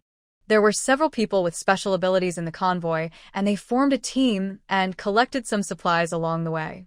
Of course, these things were nothing worth mentioning for the current situation. Although Xie Yaoshi was dissatisfied with Xie Qingyan's request for the survivors to hand over all the supplies, he didn't say anything at this moment. Don't cry, child. It is a great blessing from God that we can see you again. Mother Xie cried for a while, then wiped the tears from her face, pulled Xie Qingyan to sit on the sofa, and wiped the tears from Xie Qingyan's face. Xie Qingyan had a face full of sorrow and held his mother's hand. It's a pity that Dad. That's all fate. I won't say any more. That's all fate. When a natural disaster comes, it really makes no sense to say who can become a human, who can become a god, and who can become a ghost. Xie Qingyan's mother has always had poor physical fitness. Xie Qingyan's father ran a senior marathon years ago, but when the end of the world came, it was Xie Qingyan's father, who had always been in good health, who turned into a zombie, while Xie Qingyan's mother was fine. She followed a group of survivors, escaped from Jie City, and prepared to go south to find Xie Qingyan. By the way, kid, where's Su? Is she here too? Xie Qingyan's mother didn't dare to continue talking, because she saw Xie Qingyan's face change, and she guessed that Su might have turned into a zombie, so she sighed and said, "What a nice girl. Mom thought she would be able to drink at your wedding in 2 years." The affair between Su and Xie Qingyan was more open in the Xie family than in the Su family, because Xie Qingyan never concealed his love for Su and had invited Su to the Xie family to attend their family gatherings. Xie's mother also had a very good impression of Su and thought that her son was suitable for this kind of girl who was easier to control. Xie Qingyan, who was sitting on the sofa, had a stern face and shook his head. "No, Mom, Su didn't turn into a zombie. She is in this villa area." Before Xie's mother could show a happy expression on her face, Xie Qingyan stood up, looked past Xie's mother, and looked at Xie Yaoshi, who was sitting silently beside him. With a plop, he knelt on the ground, his whole body full of pain, and with his head down, he begged, "Brother, I beg you, please save Su.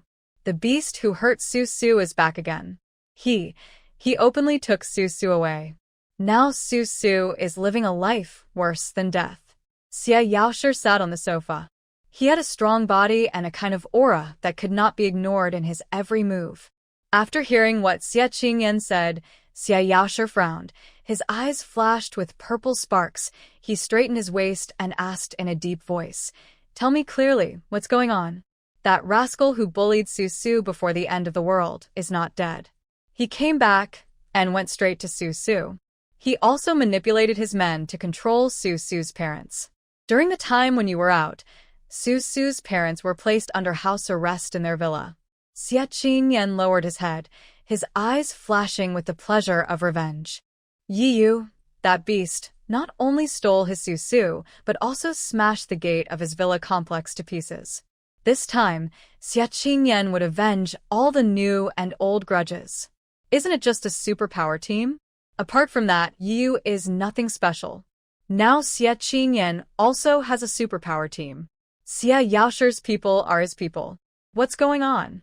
Why is Su being bullied? Xie's mother heard this and asked in time. Xie Qingyan lowered his head and knelt in front of Xie Yaoshi without saying a word. Xie Yaoshi stood up, not wanting to tell others about Su's incident. He was a little angry and felt sorry for Su. He didn't know what Su had experienced during the time he was away that made Xie Qingyan kneel down and beg him, After thinking for a while, Xia Yaoshi bent down, pulled up Xia Qingyan, who was kneeling on the ground, took him upstairs, and said seriously, "Tell me clearly, what exactly is going on?" Just when Xia Qingyan didn't know what he was making up in front of Xia Yaoshi, Su's vision on the bed gradually blurred. The name Yu kept echoing in her ears. Someone was calling, and someone was laughing. The noise didn't seem to subside, but instead slowly became louder and louder. I don't know if it was influenced by Yu's words, but he asked her how much she remembered about that night. In fact, Su didn't remember what happened that night very clearly since her previous life, and she has never recalled the fragments of that day in this life. Now that she was dreaming, she remembered that in the dream, she was standing in a bar full of people. In front of her was the laughter of a group of boys and girls. Not far away, a group of soldiers who seemed to be on vacation also ran to the bar for a party, playing cards and rolling dice, and it was very noisy. Su felt a throbbing pain in her head. She turned around shakily and was about to leave this smoky place. In the dim room, mixed lights were floating everywhere, and there were people everywhere. She left the group of men and women in front of her and walked towards the door with unsteady steps. She didn't know how many people she bumped into along the way. When she reached the door, Su felt that the world began to spin. At this moment, she felt very cold all over and fell outside the door shivering. At this moment, a pair of warm hands reached out from behind her and helped Su, who fell to the ground. She was really too cold. She turned around and saw Yu's face with bright eyes. Su reached out and hooked Yu's neck. Cold Su uttered a word tremblingly, and then she realized that Yu had picked her up sideways.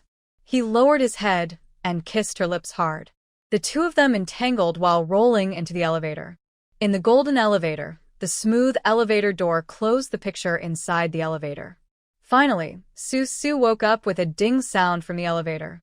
The memories buried deep in her mind were brought up by Yu's words.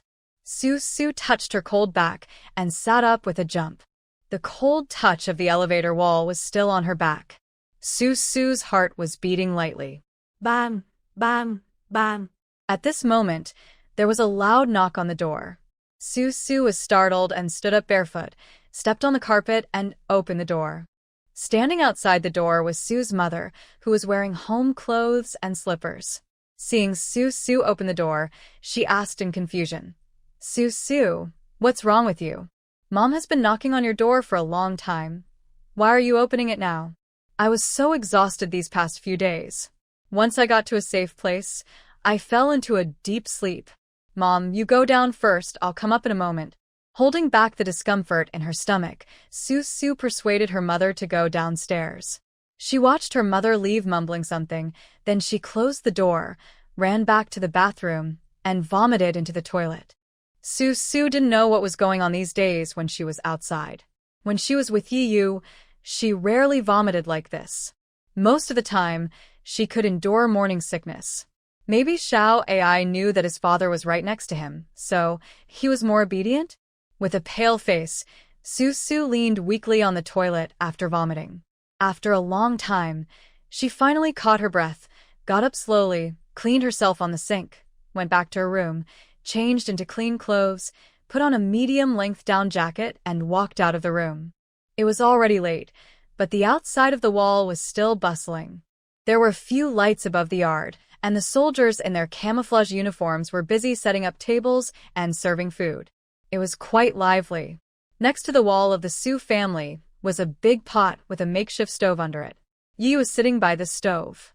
What was he doing? Setting a fire. Su's mother was standing opposite Yi, swinging a large spatula and vigorously frying the vegetables. At the door of the villa not far away, Brother Pai's men were busy coming in and out carrying supplies over, and it seemed that they were planning to join in the fun. Qin Yu and Rui were washing dishes, planning to put the dishes on the table after it was set. Su was wearing a light green down jacket, with her long hair gathered behind her head and tied into a ponytail. In the bright lights, she looked at Yu, who was serving as a source of firewood.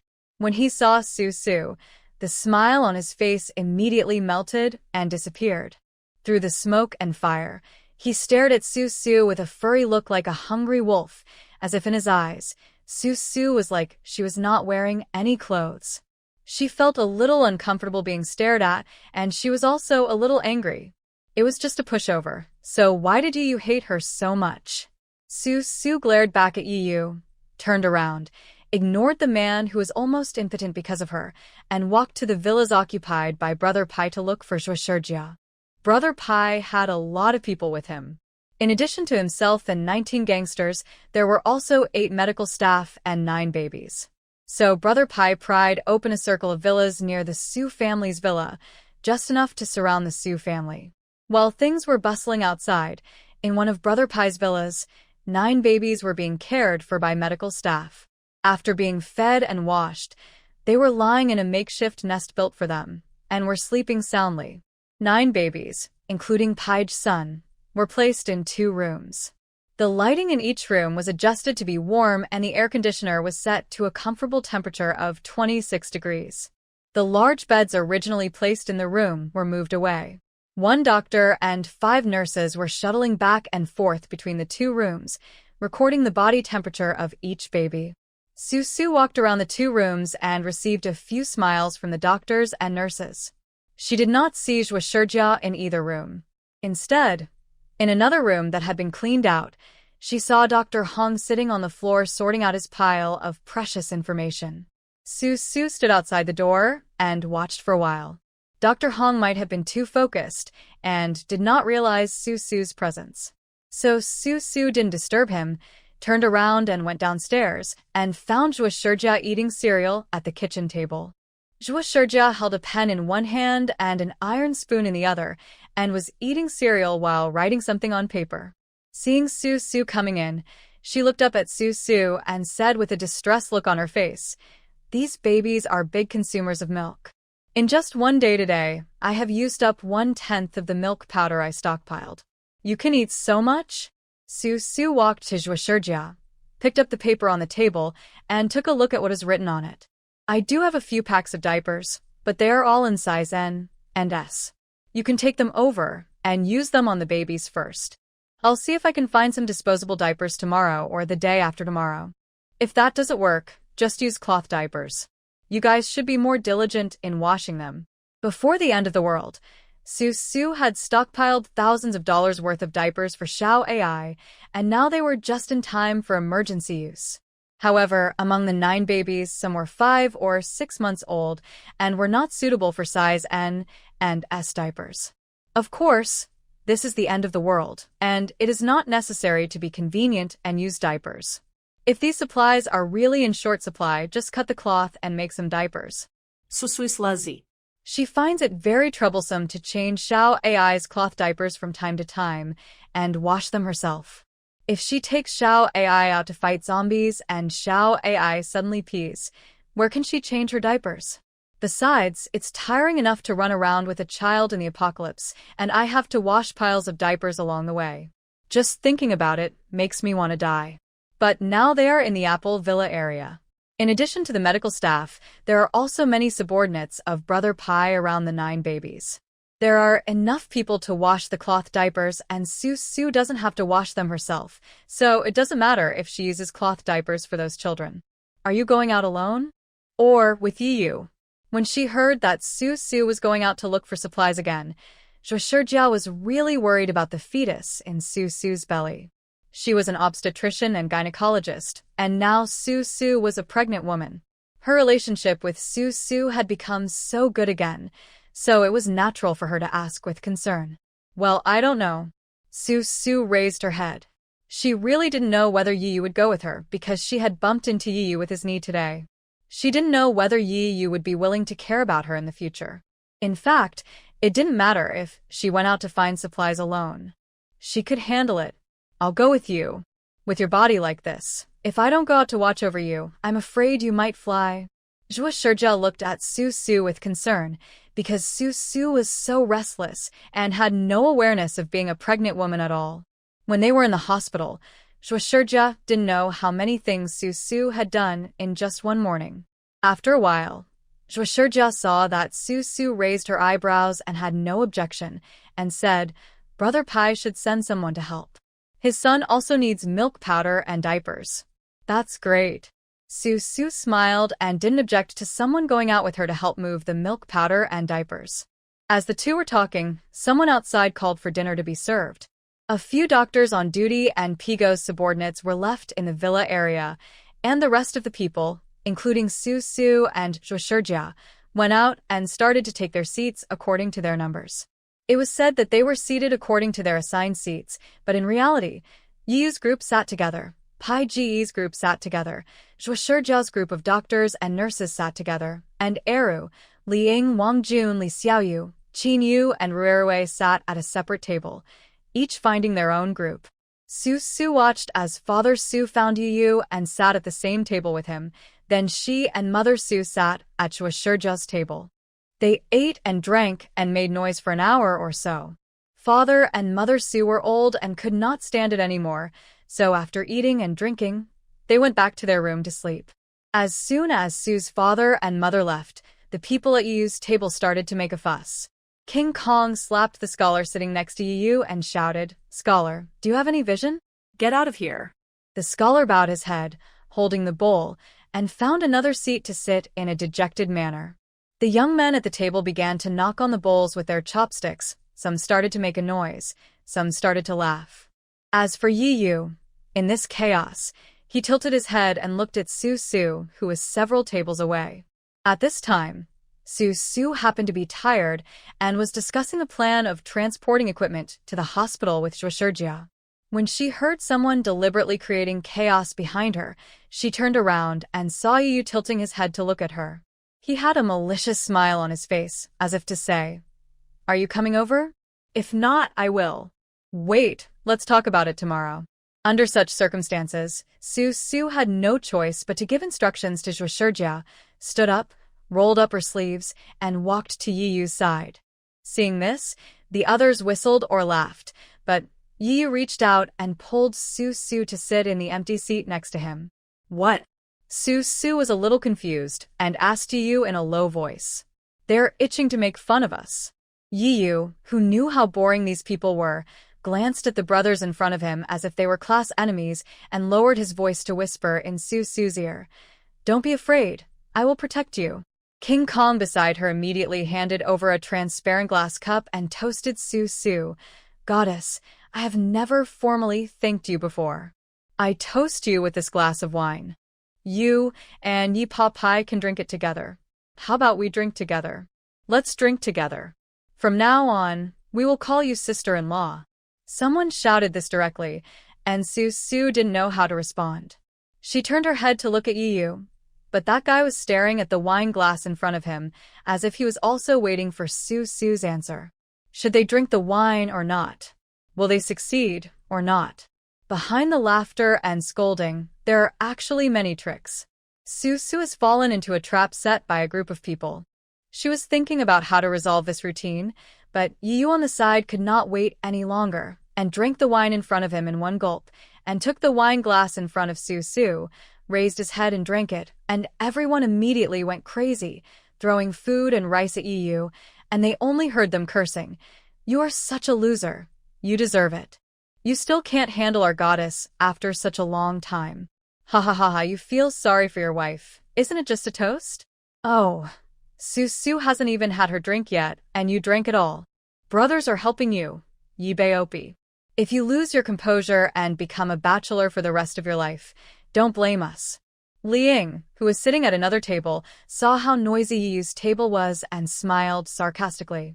She thought that these people were worshipping Su like a goddess now, and when Su's belly got bigger, they would realize how wrong they were.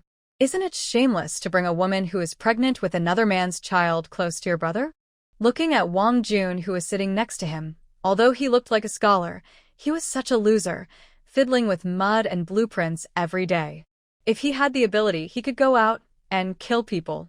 Just when Li Ying was feeling extremely disgusted with Wang Jun, not far away, in the dim light, two familiar figures walked out. One was tall and slender, with a refined and elegant temperament, and the other was dignified and imposing, with a hint of thunder as he walked. These were Xia Yaoshi and Xia Qingyan. They were standing at the far end of the banquet table and stopped in silence. The noisy tables suddenly became quiet. The mischievous smile on Yiyu's face instantly flattened after he saw who was coming. Su raised her head and narrowed her eyes. What were these two people doing here? Su, come here for a moment. Xia Qingyan stood in front of Xia Yaoshi and glanced at Yiyu with cold eyes. Yiyu scratched his head, feeling guilty, and seemed to not know how to face Xia Qingyan. He then lowered his eyelids, clenched his fists, and there was an overwhelming emotion in his eyes. Yebapi. Come on. King Kong was so angry that he squatted down, slipped behind Yiyu, poked his waist, and growled. Come on. Claim your sovereignty. Yiyu turned around and opened King Kong's hand with his backhand. He felt miserable. He had already felt sorry for Xia Qingyan over what happened between him and Su. Now he was asked to go over and openly declare his sovereignty. Yiyu had no experience. But to be honest, he was reluctant to watch Su return to Xia Qingyan. After all, he really loves Su now and is reluctant to let her go. While he was struggling and hesitating about how to take Su legitimately, Su, who was sitting on the side, had already stood up and walked over. She put her hands in the pockets of her down jacket, but her eyes were looking at Xia Yaoshi behind Xia Qingyan. She asked as if she was chatting casually, but with a hint of a spear in her eyes. You're back. You've gained a lot this time. Looking at the convoy that Xia Yaoshi brought back, Su knew it. The roof of each car was with things, which must be supplies. She also vaguely heard the gossip of those young nurses just now. They said that there were many people with special abilities on the other side. She didn't know where these young nurses got such well-informed information since they had only been here for a short time. Under the dim streetlights, Xia Yaoshi's eyes were heavy. He looked at Su and carefully examined her. If he had seen correctly, Su was joking with the group of rascals? Xia Yaoshi had some doubts about what Xia Qingyan said. He glanced at Yiyu, who was watching them from behind Su. Just as he was about to speak, Xia Qingyan in front of him asked in a questioning tone, Su, why is this rascal here? It was as if Su's laughter and jokes with Yiyu were a great betrayal to Xia Qingyan. Her tone was not timid at all. Why? Because Xia Yaoshi was standing behind him? Su sneered and turned to look at Xia Qingyan with contempt, as if she had only just realized that Xia Qingyan was standing here. She spoke with a long tone of raised her eyebrows and said, I'm glad he's here, right here. Does it have anything to do with you? Shushu. Xia Qingyan was angry. Maybe it was because Xia Yaoshi was backing him up, or maybe he was afraid that Xia Yaoshi would find out he was lying. Xia Qingyan suddenly stretched out a hand and pointed at Su's nose. Don't be so ungrateful. We are here to save you. Save you paralysis. Su was instantly furious and kicked Xia Qingyan in the stomach. She had originally intended to kill Xia Qingyan. Originally, because she had promised Xia Yaoshi that if Xia Qingyan did not come to her to seek death, she would not touch this person in the Apple Villa district. Now that Xia Qingyan had come to her on his own initiative and said such disgusting words, Su couldn't help but want to hurt Xia Qingyan. Shushu. At the moment when Xia Qingyan was kicked to the ground by Su, Xia Yaoshi took 2 steps forward, blocked Su with one hand, and frowned. What did you promise me? Get out of here. Su was disgusted by Xia Qingyan, and at this time Xia Yaoshi unexpectedly showed up again, showing an attitude of protecting Xia Qingyan at all costs, which made Su's anger even stronger. She immediately wanted to try to what extent Xia Yaoshi's supernatural powers had developed. Su pushed Xia Yaoshi, but failed. Instead, she turned around and grabbed the air with one hand, as if grabbing an ice sword from the air. The ice sword made a sound of breaking wind and chopped towards Xia Yaoshi's shoulder blade. Xia Yaoshi's face suddenly changed. He didn't expect Su's momentum to be so swift. He couldn't control himself for a moment. Electric light poured out of his body, forming a net, and rushed back towards Su's ice sword. In the distance, Yiyu, who had been observing the movements here, stood up suddenly and ran over like the wind. He had no idea that the 3 of them would suddenly start fighting while talking. Two grown men bullying Su Su was something Yi Yu could no longer tolerate. He ran forward, and without asking any questions, threw a fireball as big as a yoga ball at Xia Yaoshi. At this moment, Xia Yaoshi was a little worried that Su Su would be hurt by him, so without thinking, he raised his hand and caught Yi Yu's fireball. The fireball was too hot and had a sense of equal strength, which knocked Xia Yaoshi back a few steps. He took a deep breath and finally stood still on the ground, taking the fireball from Yi Yu head-on. A burst of purple electric sparks flashed, and the fireball turned into black smoke and disappeared without a trace. Xia Yaoshi raised his pair of black eyes and looked thoughtfully at Yi Yu, who was running towards him. In an instant, behind Yi Yu, the 17 Special Forces soldiers sitting at the two round tables all stood up straight, their bodies tense and ready to go, as if they were supporting Yi Yu to the end. Everyone was waiting for Xia Yaoshi to make another move, and then attack as a group. If their brother's woman was beaten and they don't help their brother get revenge, they should not survive in the apocalypse. But Xia Yaoshi just stood there, looking at Yi Yu with a serious face, just looking at him. At the same moment, the ice sword in Su Su's hand turned into water when it touched Xia Yaoshi's electric net. She quickly threw the water sword away, clenched her numb palm, looked at Xia Yaoshi, and said angrily, "Xia Yaoshi, are you bullying me because I don't dare to hit you?" The sword she gave to Xia Yaoshi was not half of her strength. If she had used all her strength, she could have fought Xia Yaoshi to the death. But was it necessary? What if the love in her belly was affected? So Su Su hesitated, but Xia Yaoshi shook his head, not caring about his scalded hands. His handsome face showed obvious concern for Su Su. "I still can't control my ability very well." "Su Su, are you injured?" Yi Yu, who was standing by, was preparing to continue his efforts and fight with Xia Yaoshi and clarify the issue of Su Su's belonging. However, when he heard Xia Yaoshi's words, he turned around, grabbed Su Su's hand, looked around, and asked, "Where are you hurt?" "It's okay. I was just numbed by the electric shock. It's a small problem." Su Su pulled back her hand, pointed at Xia Qingyan, who was still in shock on the ground, and said to Yi Yu without joking, "Yi Yu, go kill him." Letting Yi Yu kill Xia Qingyan would be the grudge between Yi Yu and Xia Yaoshi. Su Su was at most an instigator of murder, and it was not considered a violation of the agreement between him and Xia Yaoshi. Even if Yi Yu was beaten half to death by Xia Yaoshi in the future, it would not matter because of his thick skin. Moreover, looking at this situation, Yi Yu could still beat Xia Yaoshi back. It is hard to say who has higher level of supernatural powers between the two. "Su Su, are you crazy?" Xia Qingyan, who was lying on the ground, was about to stand up, but after hearing what Su Su said, he fell back in fear. "Su Su actually wanted you to kill him?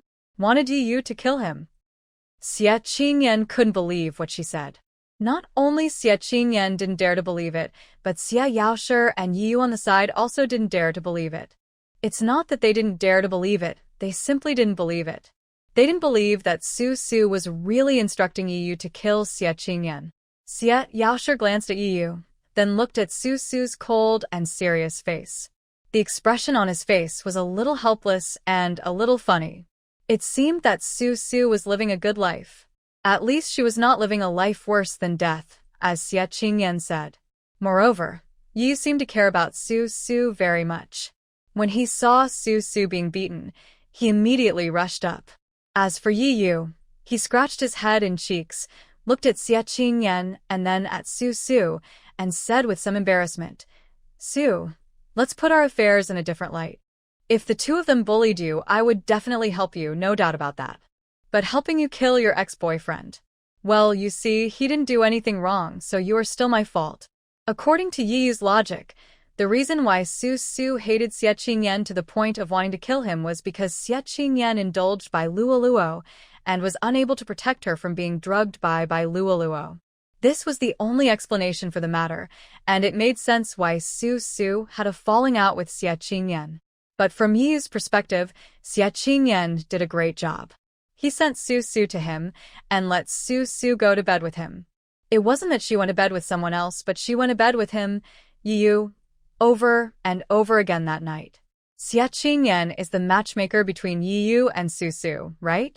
Although Xie Qingyan is a little cowardly and doesn't distinguish right from wrong, he didn't push Susu into the arms of someone else. Susu was licked from head to toe by Yiyu and became Yiyu's woman. So when he thought of this, Yiyu couldn't help but feel grateful to Xie Qingyan on the ground. He was grateful for Xie Qingyan's incompetence, which allowed him to enjoy a wonderful and enjoyable night. Yiyu couldn't bring himself to kill Xie Qingyan, his great benefactor. Susu was so angry that she jumped up and down, pointing at Yiyu, the rascal who had failed in front of outsiders, with a trembling finger. She snorted coldly and said, "Okay, don't regret it later. Sooner or later, you will show mercy to your men today, and you will regret it." Hey. Yiyu knew what to do, and kept his mouth shut without refuting Susu's words. Experience told him that when Susu was angry, the more he refuted, the angrier Susu would get. So Yiyu obediently stood behind Susu and just looked at Xie Yaoshi. What are you looking at? Have you finished the show? Because of Yiyu's inaction, Susu was in a terrible mood. She looked up and yelled at Xie Yaoshi. Xie Yaoshi didn't answer her. He took a deep breath and looked at Susu with eyes as if he was looking at a little girl who was throwing a tantrum. Even though Susu wanted to irritate Xie Yaoshi, she no longer had the interest. She snorted coldly, pointed at Xie Qingyan, who was still on the ground with a look of shock, raised her head and said to Xie Yaoshi, "You always ignore my words. I told you not to let this person come to me again to seek death." Xie Yaoshi, don't think I'm joking. Look at the current situation with your eyes open and use your brain. Don't listen to what this villain says. You don't even know when he will sell you out. What do you mean they are here to save her? Susu was not quite sure what Xie Qingyan said in front of Xie Yaoshi, but according to Xie Yaoshi's character, he would never choose this time to come out and meddle in her affairs. He was not the kind of person who didn't know the limits. It was obvious that Susu had become a gang with Yiyu, and anyone with eyes could see it clearly. Xie Yaoshi was walking with electric sparks all the way, and his mood was obviously manipulated by Xie Qingyan to a very intense degree. If Susu and Yiyu were not sitting outside to eat tonight, and everyone was not laughing and joking happily, would Xie Yaoshi not even ask a question and go straight to you to kill him? Fortunately, Yiyu and his group liked to make such a fuss, and every 2 or 3 days they would set up a few big round tables and call everyone out to eat and drink together. Otherwise, everyone would have killed him bloody in the Apple community as Xie Qingyan wished. Xie Qingyan is such a dangerous person, but apart from Susu, no one can see his evil intentions. You can't see it, and Xie Yaoshi can't see it either. These two men are pigs. At this time, behind Susu, you couldn't help but grin when he heard it. This is the best situation. No matter what the reason is, he can see that Susu is determined to break up with Xie Qingyan, so this is not called robbing a woman. Susu really doesn't want Xie Qingyan anymore, so it's natural for him to dominate Susu. Yiyu, who had inexplicably gotten rid of his status as a mistress, began to feel better. The look in his eyes when he looked at Xie Yaoshi was not as murderous as before.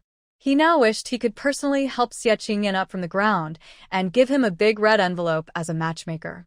Xie Yaoshi looked at Susu and Yi's reactions, frowned, looked down at Xie Qingyan, and was about to speak when Xie Qingyan stood up, pointed at Yiyu and cursed. "You beast, what kind of magic potion did you give Susu? What did you do to her? Xie Qingyan, go back." Without waiting for Susu to roll up her sleeves and fight again, Xie Yaoshi, who was standing by, couldn't stand it anymore. He reached out and grabbed Xie Qingyan's clothes on his back to stop him from rushing up to hit Yiyu. Then he frowned and locked his eyes on Susu's face. "Susu, I didn't understand what happened today. Sorry for disturbing you." He was also anxious because of Xie Qingyan's words. When he heard that the man who bullied Susu before the end of the world was now openly taking Susu, Xie Yaoshi felt distressed for Susu. He was dragged to the vicinity of the Su family villa by Xie Qingyan's repeated urging. Xie Qingyan intended to ask him to kill Yiyu, but Xie Yaoshi just wanted to come and see what was going on. Therefore, Xie Yaoshi only believed half of Xie Qingyan's words. This was also the reason why he did not kill Yiyu, as soon as he arrived. Another reason was that the banquet tables in front of the Su family's wall were too lively. Everyone was laughing and scolding, and there was no sense of incongruity at all. Even from such a distance, Xia Yaoshi could even see Su Su beside Yi Yu with a faint smile on her face. Su Su on the opposite side opened her mouth and originally wanted to scold Xia Yaoshi for meddling in other people's business and ask Xia Yaoshi to take care of Xia Qingyan, the dog. But then she changed her mind and realized that Xia Yaoshi was willing to come here today because he was fooled by Xia Qingyan. He also cared about her and was afraid that she would be bullied by Yi Yu. So Su Su didn't say anything. She glanced at Xia Yaoshi, turned around and returned to her own sphere of influence. After taking 2 steps, she stopped again, reached out her hand, grabbed Yi Yu, who was still standing there like a wooden stake, and dragged Yi Yu's hand and walked back together. The place where the 4 people were talking and fighting was quite far from the banquet. At such a distance, Li Ying, whose 5 senses were not well developed, could not hear a single word. She could only guess what happened between them based on their actions. She tilted her head and asked Li Xiuyu beside her, "Xiuyu, who are those 2 men? Is that one with lightning ability?" Wow, I finally saw a real strong man. Let's not talk about who the 2 men are, why they came, and why they fought with Su Su and Yi Yu. Li Ying's primary concern was the lightning superpower. She suddenly realized that this Apple Villa district was really a place where dragons and crouching tigers were hidden. There was Su Su, who might be the best water master in the world, and there was a second-time mutant who actually had lightning superpowers. What else was there in the Apple Villa district? After living in the apocalypse for so long, it was the first time that Li Ying saw a superpower with lightning superpowers. She immediately analyzed the interests involved in her mind and made up her mind to get to know Xia Yaoshi. Oh, that one. That's Xia Qingyan's elder brother, Xia Yaoshi. Is he a lightning user? Haha, I didn't notice him. It's my first time seeing him. Li Xiaoyu, who was sitting next to Li Ying, was a little dazed. She had been having a fever these days. She didn't take it seriously at first. After all, apart from the fever, there were no other signs. But today she felt a little different. She always felt unwell all over and had no appetite. After chatting with Li Ying for a few words, she got up and left the banquet and went back to the villa where she lived to rest. After Su Su pulled Yi Yu back, she sat at Chua Shurja's table angrily. She confirmed with her the plan to go out to find milk powder and diapers the next day. Then she yawned, didn't even want to look at Yi Yu, and went straight back to her room to sleep. At the Su family, the feast was almost over. On the other side, Xia Yaoshi, with the aura of a strong man, walked forward slowly on the floor tiles. Xia Qingyan hurriedly caught up with him, stopped Xia Yaoshi and asked, "Brother, are you not going to help me save Su Su?" Save? Xia Yaoshi stopped walking. He was wearing a black pullover and a black down jacket. He felt like he was about to blend into the darkness. He stared at Xia Qingyan with a dark look in his eyes. "Are you sure Su Su needs you to save her?" Why not? Big brother, susuis mine. It was Yi Yu, the beast, who bullied Su Su. "I want to kill Yi Yu. You said you would help me, big brother."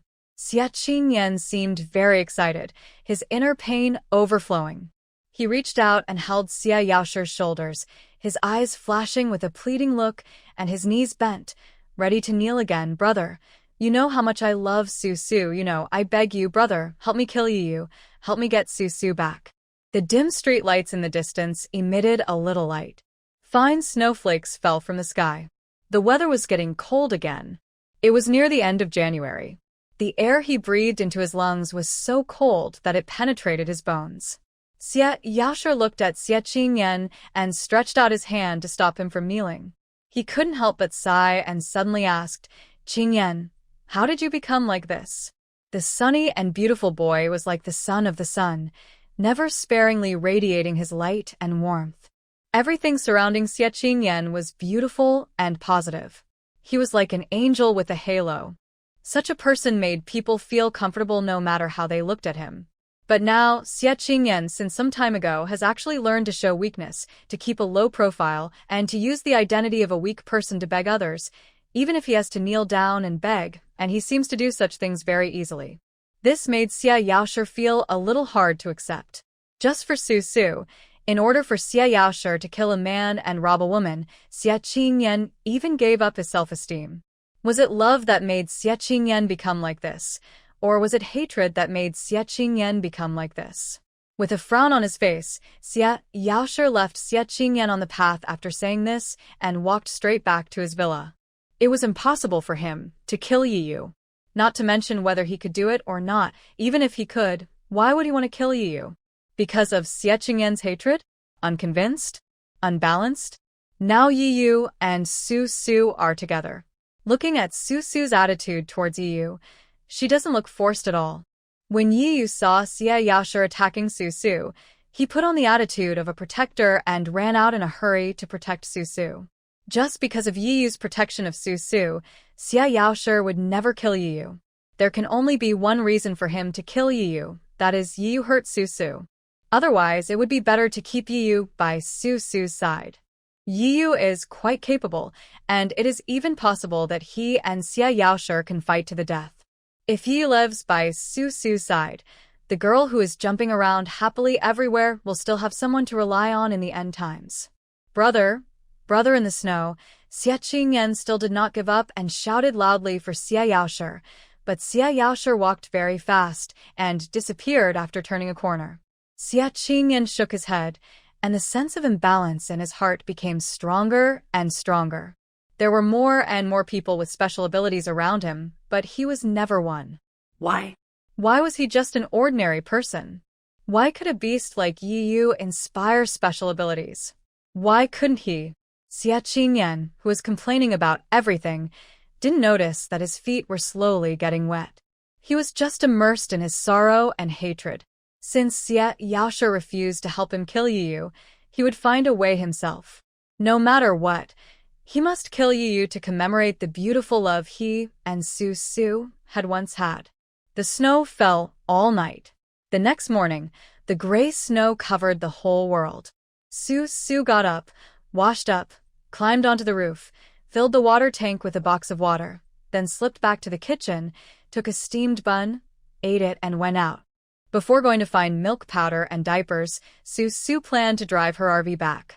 After all, there were more and more survivors in the Apple Villa area, and she could never tell when a survivor would want to take her RV, so Su Su planned to strike first.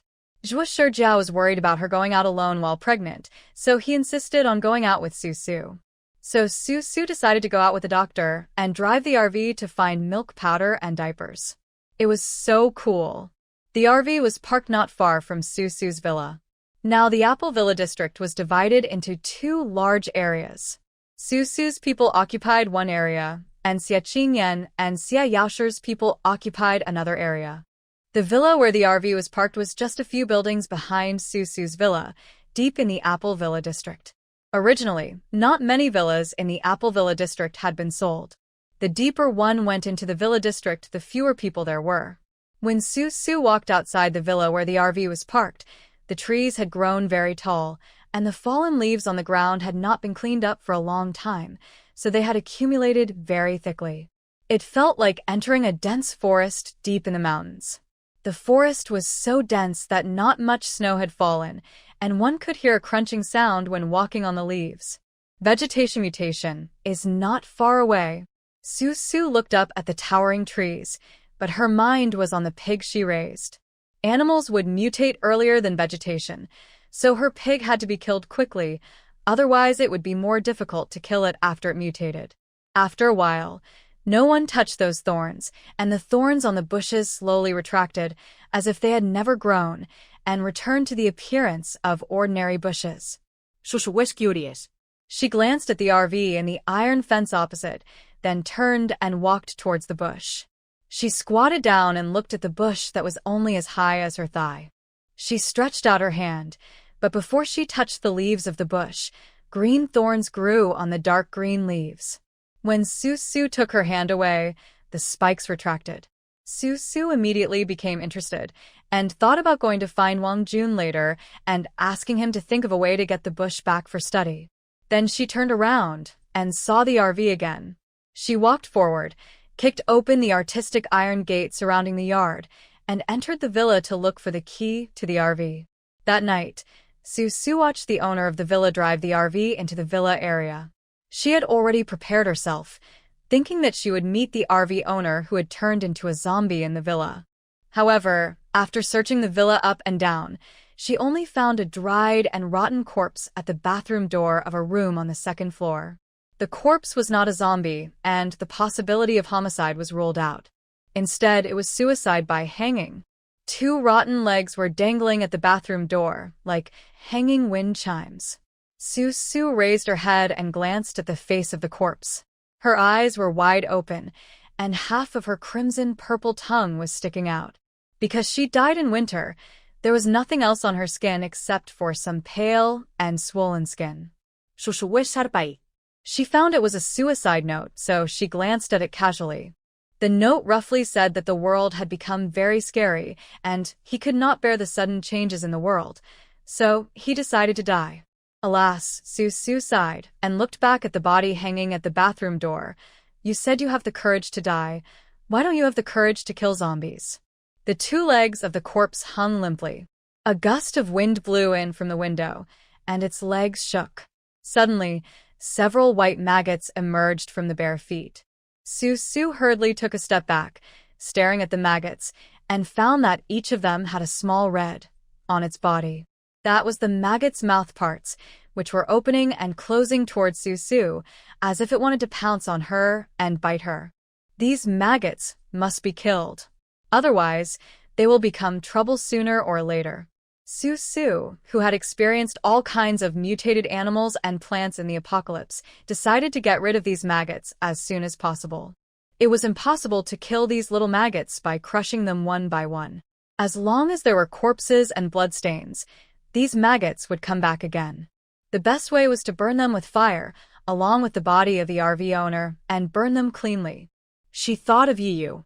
She was still angry about Yiyu's inaction last night. When she came out this morning, she deliberately concealed the truth from Yiyu and showed that she didn't want to bother with Yiyu. But thinking about the seriousness of the mutant maggots, she planned to find Yiyu soon to burn these maggots and the corpse hanging on the door. Now, she had to find the key to the RV first. The key was easy to find. It was piled on the bed in the RV owner's bedroom along with a pile of cash. Perhaps he felt that the world had changed and there was no point keeping these material possessions, so the RV owner took out all his property, including the car keys, cash, various share contracts, real estate certificates, etc., and piled them on the bed. He was hanged on the bathroom door, facing the pile of property on the bed. Su twisted her fingers and picked up the only 2 black car keys from a pile of gold bars, cash, watches, and jewelry. She didn't know which one was for the RV, so she took 2 and left the rest untouched. Then she turned around and went downstairs to drive her RV. The RV had been parked in the yard for quite some time, and the body of the car was covered with fallen snow and dead leaves. Su opened the door and went in, looking around. Fortunately, it was quite clean inside, and the decoration was very high-end. Not only was the space spacious, but the floor was also made of high-end solid wood. Behind a cockpit is a small bar. Behind the bar is a circle of round leather sofas. Opposite is the kitchen and bathroom, and at the back is a separate bedroom with a very soft and comfortable double bed. It seems that the owner of the RV is a person who knows how to enjoy life very much. Su was a little bored and didn't know what she was thinking. She sat on the edge of the snow-white bed, squinting her eyes and looking inside. With a curious mentality, the door of the RV suddenly clanged. When she looked up again, she saw Yiyu, wearing a camouflage jungle combat uniform, had already got on the RV and was walking towards her in 2 or 3 steps. Huh? Su looked at Yiyu strangely. Why are you here? I asked Aunt Su, and she said you were coming this way. Yiyu grinned, revealing 2 sharp fangs, and walked to the bedroom door, leaning his hands on the door, but his eyes were sharp. He kept looking and asked absent-mindedly, You want this RV? Yes, that's right. As if she had sensed some dangerous signal rising in Yiyu's eyes, she pretended to be unaware of Yiyu's intentions, stood up, walked in front of Yiyu, and said with a smile, It's getting late. I have something to ask you. I have something to ask you, too. Yi stood up straight, withdrew his hands from the door, and without waiting for Su to ask, he suddenly took 2 steps forward, bent down, hugged Su's waist, turned around, closed the door, and turned a few more circles, as if to celebrate. In a moment, he pushed Su against the door. This series of actions was extremely fast. Su was already in a period of severe pregnancy reaction. After being hugged and turned by Yi, she felt a little dizzy. She closed her eyes and shouted, Yi, are you courting death again? Hey, baby, you finally fell into my hands again. Yi seemed a little anxious and a little happy with success. He pressed Su, supported Su with one hand, and touched Su's face with the other hand. He looked like he couldn't let go of her and sighed, why is it such a coincidence today? He was still thinking about the knee that Su had hit him with, and he was always thinking about how to avenge her. He would not let go of any chance he got. So, although he came to Su with the simple purpose of worrying about her, he now seemed particularly reckless and as bad as a gangster. Let go, I'm going to. Yi, I really want to, I don't feel well. Su screamed and pushed Yi hard with both hands. She was not joking with Yi, she really wanted to. Before Yi let her go, Su dodged Yi's kiss, hung on Yi's body, and began to dry heave. What's wrong? At first Yi had no intention of letting Su go, but seeing her vomiting so violently, Yi softened his heart. He frowned and carried Su out of the bedroom and put her on the kitchen counter. Su was still retching because she had not eaten breakfast yet and she couldn't anything. She just leaned on Yi's shoulder and vomited weakly and painfully. Let's go see a doctor. He hugged the powerless Su tightly, raised his hand to brush away the sweaty hair stuck to Su's face, looked down at Su's extremely pale face, and his heart began to ache. At this moment, he no longer thought about revenge. He had to cure Su's illness first. It's okay, it will be fine in a few months. Su was panting, being held tightly by Yi, and she felt a little suffocated. Then she thought about it again. They were both men she had slept with once, and she hadn't bothered Yi on the first day of her rebirth. So why was she being so hypocritical now? She could only helplessly be held by him like this, shaking her head and saying, I'm more severely in the morning and when I don't eat, but it's fine at other times. Your stomach is not feeling well? Then let's go back and eat something. Don't do that yet. Help me do something. Do it. Don't just say one, even if it's 100. I'll help you do them all. Yi nodded quickly and held Su carefully, as if he was holding a fragile porcelain doll. His extremely nervous expression made Su couldn't help but smile.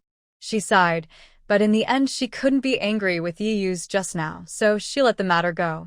After Su rested for a while and took a deep breath, she raised her head from Yi's arms, pushed him away, jumped off the kitchen counter, took Yi's hand, got out of the RV, pointed at the villa in front of them, and said to Yi, I found a body inside. There were mutated maggots on the body. I had to burn them to prevent future troubles. I wanted to find some gasoline and a lighter. Why are you looking for gasoline and lighters when your brother is here? Yi interrupted Su in a gruff voice, let go of Su's hand, rolled up his sleeves, and strode up the stairs, looking like he was taking on a big responsibility. Su smiled, followed Yi, and guided Yi upstairs and into the bedroom where the RV owner hanged himself. Oh, just him? Standing at the door, Yi turned around and raised his thumb in the direction of the corpse. After getting Su's nod, Yi casually threw out a ball of fire. The fireball seemed to have consciousness and flew directly to the corpse. It instantly spread into a sea of fire and burned the owner of the RV hanging on the bathroom door into charcoal. The fire was so big and burning fiercely, but it did not burn the door frame next to it at all. It can be seen that Yi's control of fire has become very sophisticated. Yi in front was somewhat proud. He turned around and began to seek Su's praise. Okay, brother's fire is more effective than gasoline and lighters, right? Yeah, it works. Su clasped her hands together in a pretentious manner, like a little girl, and looked at Yi with admiration in her eyes. Wow, Gasoline and lighters are no match for you. You are amazing. Praising you doesn't cost any money. If this is what you benefits from, Su doesn't mind being more exaggerated. Certainly. Yu puffed out his chest and smiled until his eyes narrowed into slits. He knew, of course, that Su's behavior was exaggerated. Su, who is usually very cold in her dealings with others, would never sincerely show the expression of a little girl like this. But there was nothing he could do. Yu just felt very happy. Even if Su's praise was fake, he still felt happy. The two of them chatted and laughed as they returned to the RV. Yu drove the car and took Su back to the Su family villa. Just as they drove away, a man and a woman walked over on a small road not far away. This isn't a good idea. I heard from them that this is the Su family's territory. Let's go back. The woman walked slower than the man. They looked like two survivors, or survivors from Xie side. Most of the survivors Xie had the same temperament. They all looked like they were in a state of transition but definitely not starving to death. The man said indifferently, "This is the innermost part of the Apple Villa district. There is no way that the Su family with so few people could have come here. Let me tell you, the last time I came here, I found a rare Rolls-Royce in this villa. Wow, what a luxury car. There is also an RV. If we take the Rolls-Royce and the RV back, I guarantee that others will be envious." As he spoke, the man dragged the woman to the front of the villa's yard, but paused, looking at the empty yard, and muttered to himself strangely, "Where is my RV? Maybe someone else has gotten there first, so let's go." The woman's intuition made her feel that this place was not safe. The surrounding trees were towering, blocking out most of the daylight. Standing in front of the villa, blown by the cold wind, she felt the chilly gusts of wind. She suddenly lost all interest. Luxury cars, Rolls-Royces, they were all the end of the world and had no meaning at all. But what she thought was boring was very different for a man. The man next to her looked up and found that the door of the villa was just closed. He didn't know who opened it, so he was delighted and dragged the woman's hand into the villa. "Let's go in and see if there is anything valuable inside." Obviously, he was still a dreamer who had not gotten rid of his old dreams. Seeing the door of the mansion open, he was eager to find out what was going on. He pulled the reluctant woman into the villa and walked around it up and down. "Haha, honey, look, there is so much money here, and there are gold bars." The man held the woman's hand and stood in the room where the RV owner hanged himself. He pointed at the pile of property on the bed and said, "There are also famous watches. Ha ha ha, now we are rich." As he spoke, the man's eyes shone with greed. He pounced forward and fell on the pile of cash, pressing down the property on the bed. He rolled over. Neither he nor the woman noticed that not far from the bed, at the entrance to the bathroom, there was a pile of black ash. The man sat up, hugged the woman on the bed, rolled over, and pressed her under him. "Ha ha ha, before the end of the world, I had a dream of being on a mountain of gold and silver. Now this dream has come true. It's come true. Ha ha ha. We're rich." Any woman would give in to the piles of cash, gold bars, silver, jewelry, and watches. Really. A man and a woman did not notice that maggots were slowly crawling out from under the cash. Those maggots were a little bigger than normal maggots. They were white all over except for a little scarlet on their heads. Because they had no flesh and blood to eat, they looked like they were about to starve to death. This man and woman just happened to be their food. In the cracks of the cash, white strips with a little scarlet were wriggling, and they were moving towards the tumbling man and woman. Two screams echoed in this quiet world, and then stopped abruptly, without any sound. No matter what happened in the villa, Su felt that she had nipped the maggot in the bud. She sat happily in the RV, touching here and there, and then waited for Yu to drive the RV to the Su villa. Su got out of the car and went back to her villa to have breakfast. By the way, she asked her mother to prepare a new set of bedding for the RV. After breakfast, Su gave the RV to the fortune teller. The fortune teller was a gold-related mutant, and he could think of coating the RV with a layer of hard metal. This was the latest skill developed by the fortune teller, So not only Susu's RV was taken to him for gilding, but all the cars that were about to go out to look for baby supplies were taken to the fortune teller for gilding. Then Susu went to find Wang Jun and 2 helpers. The 4 of them got a trailer and returned to the depths of the villa area. They transplanted the mutated bush back. The reason they asked Wang Jun for help was that as long as any living creature approached the bush, it would grow sharp thorns like a hedgehog. Wang Jun's earth-related ability allows him to control the shape of the soil. Susu asked Wang Jun to pick up the soil near the mutant bushes with its roots, put it in a trailer, and transport it back. Wang Jun was quite helpful and not as cunning as Liang. He didn't talk much along the way and didn't take the opportunity to ask Susu anything. However, Susu became a little curious about the relationship between Wang Jun and Liang. But in the end, she didn't ask anything. Some people and some things just watch. It's better not to ask about other people's privacy. The mutated bush was transported back to the Su family villa. Susu did not take it back with her, but asked Wang Jun to plant it outside the wall at random.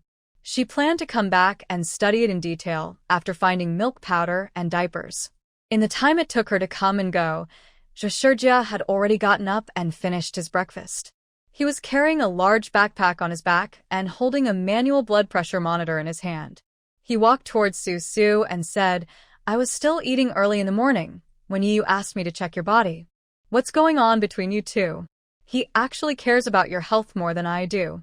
Zhushurjia frowned. After saying this, he accidentally glanced at the red and purple kiss mark on Susu's neck and looked at Susu hesitantly. Susu stood beside the RV and raised her eyebrows at Zhushurjia, meaning that Zhushurjia could say whatever he wanted to say. Zhushurjia then said, "Susu, did I ever tell you to avoid having adult love within 3 months? It's a dangerous period." "You did." Susu pursed her lips and smiled, glancing at Yiyu, who was walking into the wall with King Kong arm in arm to get his meal not far away, waved to Zhushurjia, turned around and got into her RV. She wondered what Zhushurjia wanted to say to her, but it turned out to be this. Susu unconsciously touched the painful spot on her neck caused by Yiyu and sighed. As for Yiyu, even if she had passed the 3-month dangerous period, she did not dare to have adult love with Yiyu. Susu didn't dare to take the risk. She thought to herself, either she should tell Yiyu that she was pregnant, or find an excuse to get Yiyu out of the way. Otherwise, how could she bear it if things continued like this? Looking back at Zhushurjia, Susu felt that Zhushurjia's curiosity was basically zero. After knowing Zhushurjia for such a long time, this person had never asked her about who Xiao Ai's biological father was. Compared with Zhushurjia and Liang, one lacked the most basic curiosity, while the other was too curious, almost prying into other people's privacy. Susu did not say whether she and Yiyu had slept together or not, and just asked Zhushurjia to get in the RV. So, Zhushurjia had to take the blood pressure monitor and get in the RV with her. As soon as they entered the RV, she did not ask Susu whether she had slept with Yiyu or not.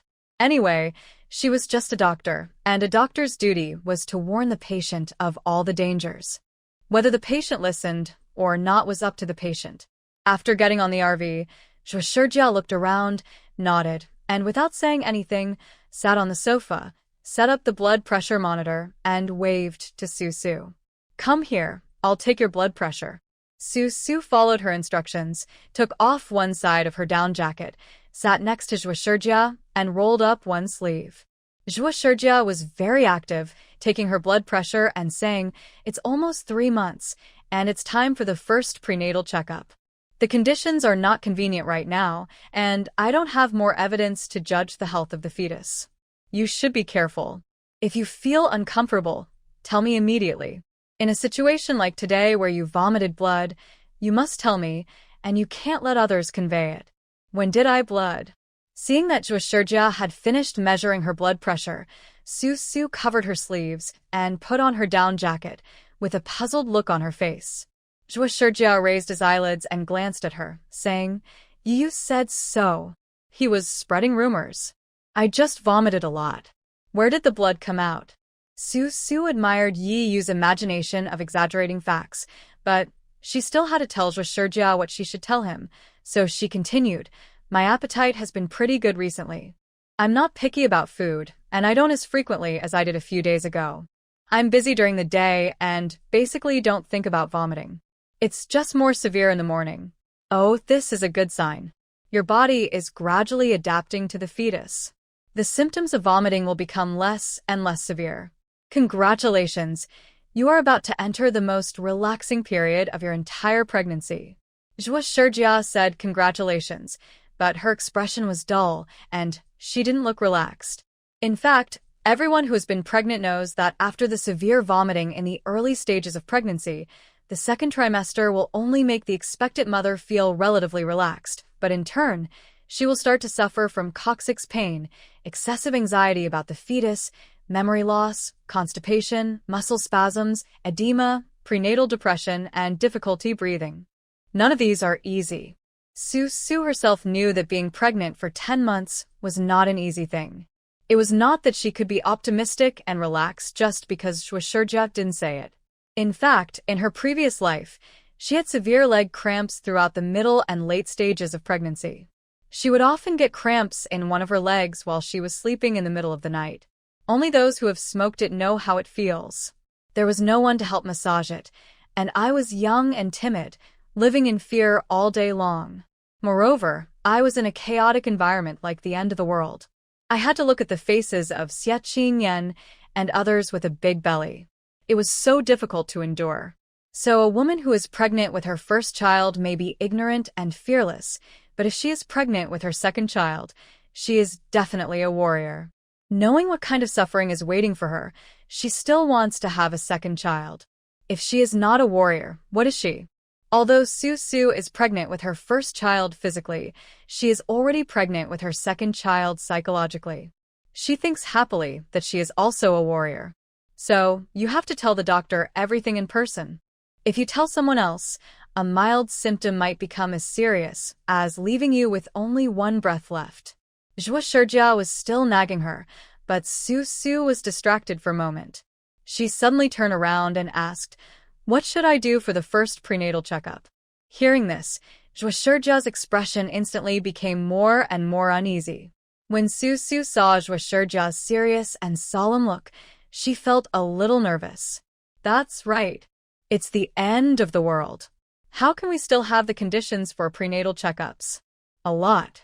The first prenatal checkup has the most items: G6PD, first stage Down syndrome screening, Leukorrhea routine, TCT, trace elements, electrocardiogram, and 4 items of eugenics. Zhuo opened his mouth and listed everything one by one. As Zhuo continued to talk, Su became more and more surprised. She looked up at Zhuo, who was packing up the blood pressure monitor, and asked hesitantly, "You have to do so many projects, but it's the end of the world now. It should be okay, such as Down syndrome screening. Is the child's father in good health? This is quite healthy, but... Thinking of Yu's superpowers, which were completely incompatible with hers, and remembering the authoritative report after the end of the world that said couples with incompatible superpowers were more likely to have miscarriages, Su became a little uncertain. Xiao Ai was born safely in her previous life, but at that time Su was completely confused. She didn't know anything about Yu. Now that she knew, Su was a little uncertain. History could change. Didn't her parents die in her previous life? They were still alive and well in this life, so who could guarantee that her little AI would be born safely in this life? Zhuo, who was standing by, saw the worry on Su's face and patted her shoulder comfortingly. "It will be fine. Your body is very good. The baby will be born safely. Don't think too much. 99 out of 100 pregnant women will develop anxiety disorders. This is normal. You have to learn to adjust your mood." But... Su was a little cautious about Xiao Ai's safety. She tilted her head, thought for a moment, and said illogically, "It's okay if we don't do anything else, but we still have to check the trace elements. I might have leg cramps in the future. Is it related to not taking enough trace elements? Anyway, didn't we plan to get a big truck to haul the medical equipment in the hospital? Let's bring back the instrument for checking trace elements now. You really are a man of your word. Where are we going to put all this medical equipment if we bring it back now?" Seeing that Su Su had already shown some signs of anxiety, Zhuo Shijia frowned. What did maybe my legs will cramp in the future mean? So I have to check the trace elements now? In Zhuo Shijia's life dictionary, it is always her, the doctor, who should consider these things. The doctor will find out all the problems that pregnant women may encounter during pregnancy, rather than letting the pregnant woman guess them out of her own imagination. In her past career as a gynecologist and obstetrician, she often saw pregnant women suffering from anxiety. She felt that Su Su now had a tendency to be anxious. Zhuo Shijia believed that if Su Su was not given counseling now, she was worried that this sign of anxiety would develop into prenatal depression and then into postpartum depression. So she didn't say anything else to Su Su, and tried to go along with Su Su in everything, intending to let Su Su maintain a good and smooth mentality first, and then further strengthen Su Su's confidence. If Su Su wanted to check the trace elements, then she would find a way to check it. Anyway, this test would not do any harm to the mother and fetus. If the results were good, it could also effectively relieve Su Su's anxiety. After putting the blood pressure monitor into the backpack, Zhuo Shijia stood up and lifted the white curtains on the window. While asking Su Su casually, he happened to see King Kong leading a group of soldiers for a morning run. He ran past the RV, raised his hand, revealing 2 tufts of black hair in his armpits, and waved happily at Zhuo Shijia through the window. Nodding, as a response to King Kong, Zhuo Shijia's face was full of a dull scholar's expression. She lowered the curtains, turned to look at Su Su, thought for a moment, and said, "It's up to you. I have no objection if you go get the equipment now, but didn't we agree to look for milk powder and diapers first? Let's go to the hospital to get the equipment after we have made plans in a few days. Put it in the villa for the time being. There is definitely not enough space for so many medical equipment in one villa. We don't know when we will need it. It's a pity that the government system has collapsed now. Otherwise, we can sell the medical equipment to the government." Zhuo Shijia was sighing in his heart. The end of the world had come, and all humans could do was to stick together for warmth. Hospitals and clinics were all gone. If there were any, the medical equipment they brought back could be sold to hospitals so that they could make the best use of them. It is such a pity to leave the hard work of mankind and the crystallization of medical wisdom among a pile of zombies. You'll have that opportunity soon, don't worry. Su Su sat on the sofa, crossed her legs, calculating the time. The army would be here soon, and the field hospital would be built soon. Before building the field hospital, the army would purchase a large number of medical equipment and medicines from the survivors. So what she was thinking about now was whether she should sell these medical equipment in exchange for other supplies. Should I open a hospital myself? Just look at the sanitary conditions of the wild field hospital. So many people spend their crystal cores to seek treatment every day, and you still need connections to get in. Once you get in, the doctors and nurses have low skills and their attitudes are terrible. Many people go in alive, but even more people are carried out dead. The reputation is getting worse and worse, and the injured people are still trying to get in. Su Su felt annoyed when she thought of the wild hospital. She wanted to build a better building by herself with cleaner sanitary conditions so that she could treat minor illnesses and pains for the people around her. She would not need to rely on the wild hospital anymore. How great would it be to be self-sufficient? Then she can have a prenatal checkup whenever she wants. She can check whatever items she wants. The environment is good, and she is confident in the doctor's medical skills. Her mood will improve, and Xiao AI's personality will become more cheerful in the future. As they were talking, the door of the RV was opened from the outside with a bang. Seeing that the person didn't even knock on the door, Su Su rolled her eyes. Who else could it be but Yu? Yu was holding a bag of steamed buns and a lunchbox. He stepped onto the RV and walked to the sofa where Su Su was sitting. He sat down and put the lunchbox and his head in Su Su's arms. He looked up at Zhuo Shijia and asked directly, "Is our Su Su okay? Is she suffering from some terminal illness?" Ahem. Zhuo Shijia was choked by Yi Yu's shocking words. She raised her hand, waved it, and said hurriedly, "It's okay. It's not a terminal illness. We are all superpowers, so how can there be any terminal illness? Just make sure you eat nutritiously, get more rest, and don't have adult love for a while." "That's good. That's good." Yu felt relieved a little. He didn't know whether he had listened to Zhuo Shijia's last medical advice or not. Maybe he had listened but didn't understand. Anyway, he didn't ask for the truth. He just nodded repeatedly. After nodding, Yu took out a steamed bun from Susu's bag of food and stuffed it into her mouth. He said rather ferociously, "Did you hear what the doctor said? Your body is not well nourished, so you can't have adult love with me. You and I touch you. Eat quickly, finish all these buns." Zhuo Shijia and Susu looked at each other speechlessly. Neither of them understood what was going on with Yiyu's brain circuit. Why was his comprehension ability so weak? When others spoke to him, they had to make the slightest detour, and if they did, Yiyu would misunderstand the meaning. Since Yiyu misunderstood, Susu did not confess to Yiyu that she was pregnant. Anyway, it didn't matter now. Yiyu concluded from Zhuo Shijia that Susu's body was too malnourished and she could not go to bed with him, so he naturally would not touch her again in the short term. After a few months, Susu's belly became bigger, and Yiyu should understand what was going on. What the situation would be like by then, and whether Yiyu would be opposed or happy, we'll see when the time comes. Susu was silent, and Zhuo Shijia naturally didn't say much. She turned around, got out of the RV, and went to the medical building to look for a disinfectant. Perhaps it was an occupational disease of being a doctor. She had to disinfect any new things before she could use them with confidence. The same went for Susu's RV. Zhuo Shijia planned to get some disinfectant and help Susu disinfect the RV. At this time, in front of Susu, who was sitting on the sofa, was a big bag of steamed buns. These were the steamed buns specially made by Su's mother for the entire special team. Yu took all of them away just to give them to Susu as snacks on the road. Dodging Yiyu's hand that was trying to force the steamed bun into her mouth, Susu pulled the bun out of her mouth, looked at Yiyu and said, "Zhuo Shijia and I are going to go for a drive in this car today. You get out." "I'm going too." Yiyu grinned and took the initiative to sit next to Susu.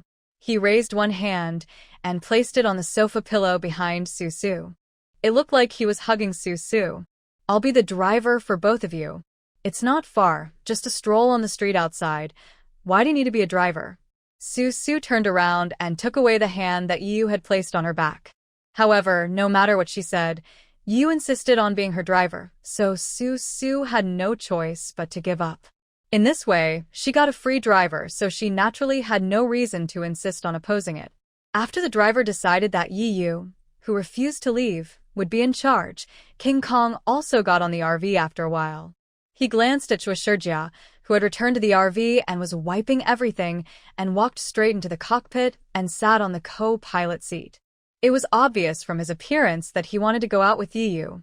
Li Suyu told Qin Yu early this morning that she felt a little dizzy and uncomfortable, so she would not go out with them.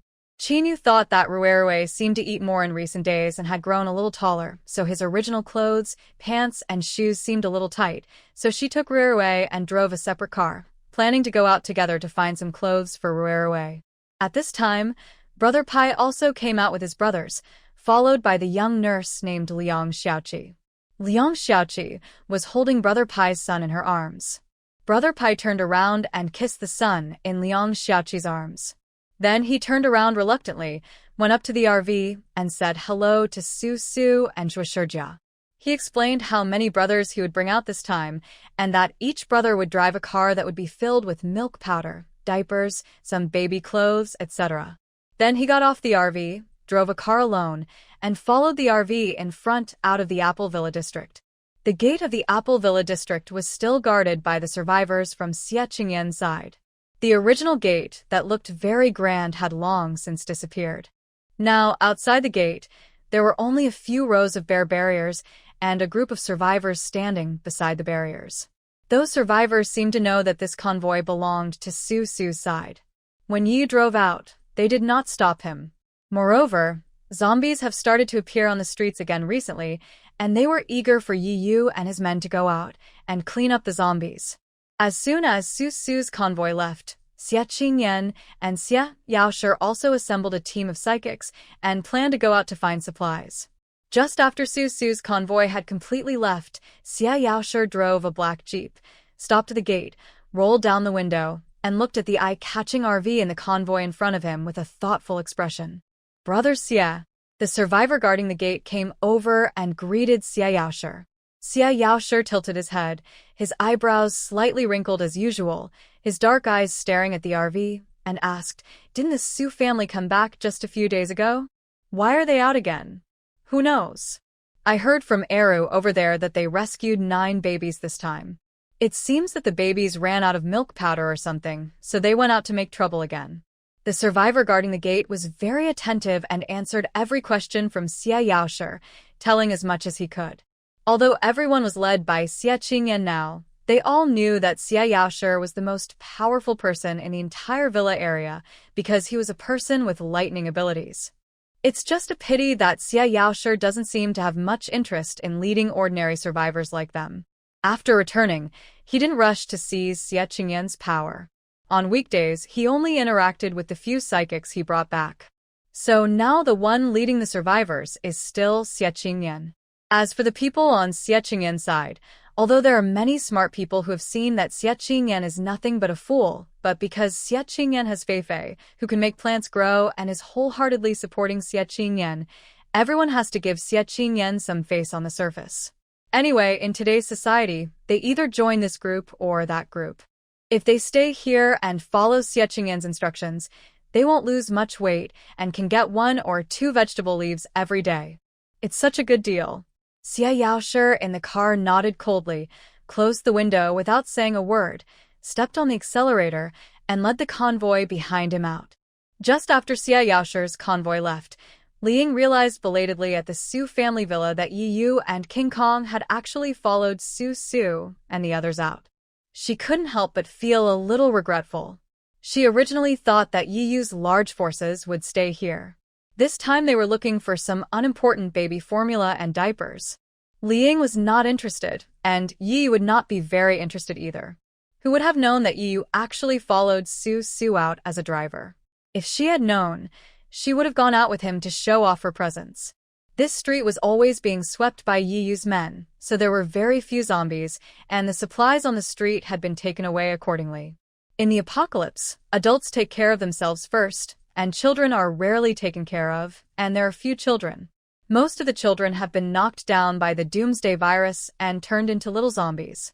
The remaining small number of children who have developed antibodies in their bodies are also huddled in some corners, either waiting to starve to death or to be bitten to death by zombies.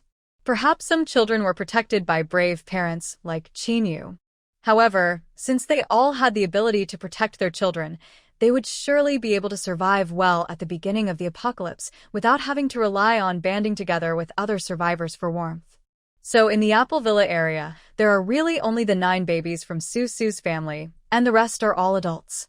Unless the adults in the Apple Villa area were extremely hungry, they would not eat the baby formula that would not fill their stomachs. They would not even touch the diapers, underwear, clothes, and baby food, so all the stores on the whole street were basically emptied.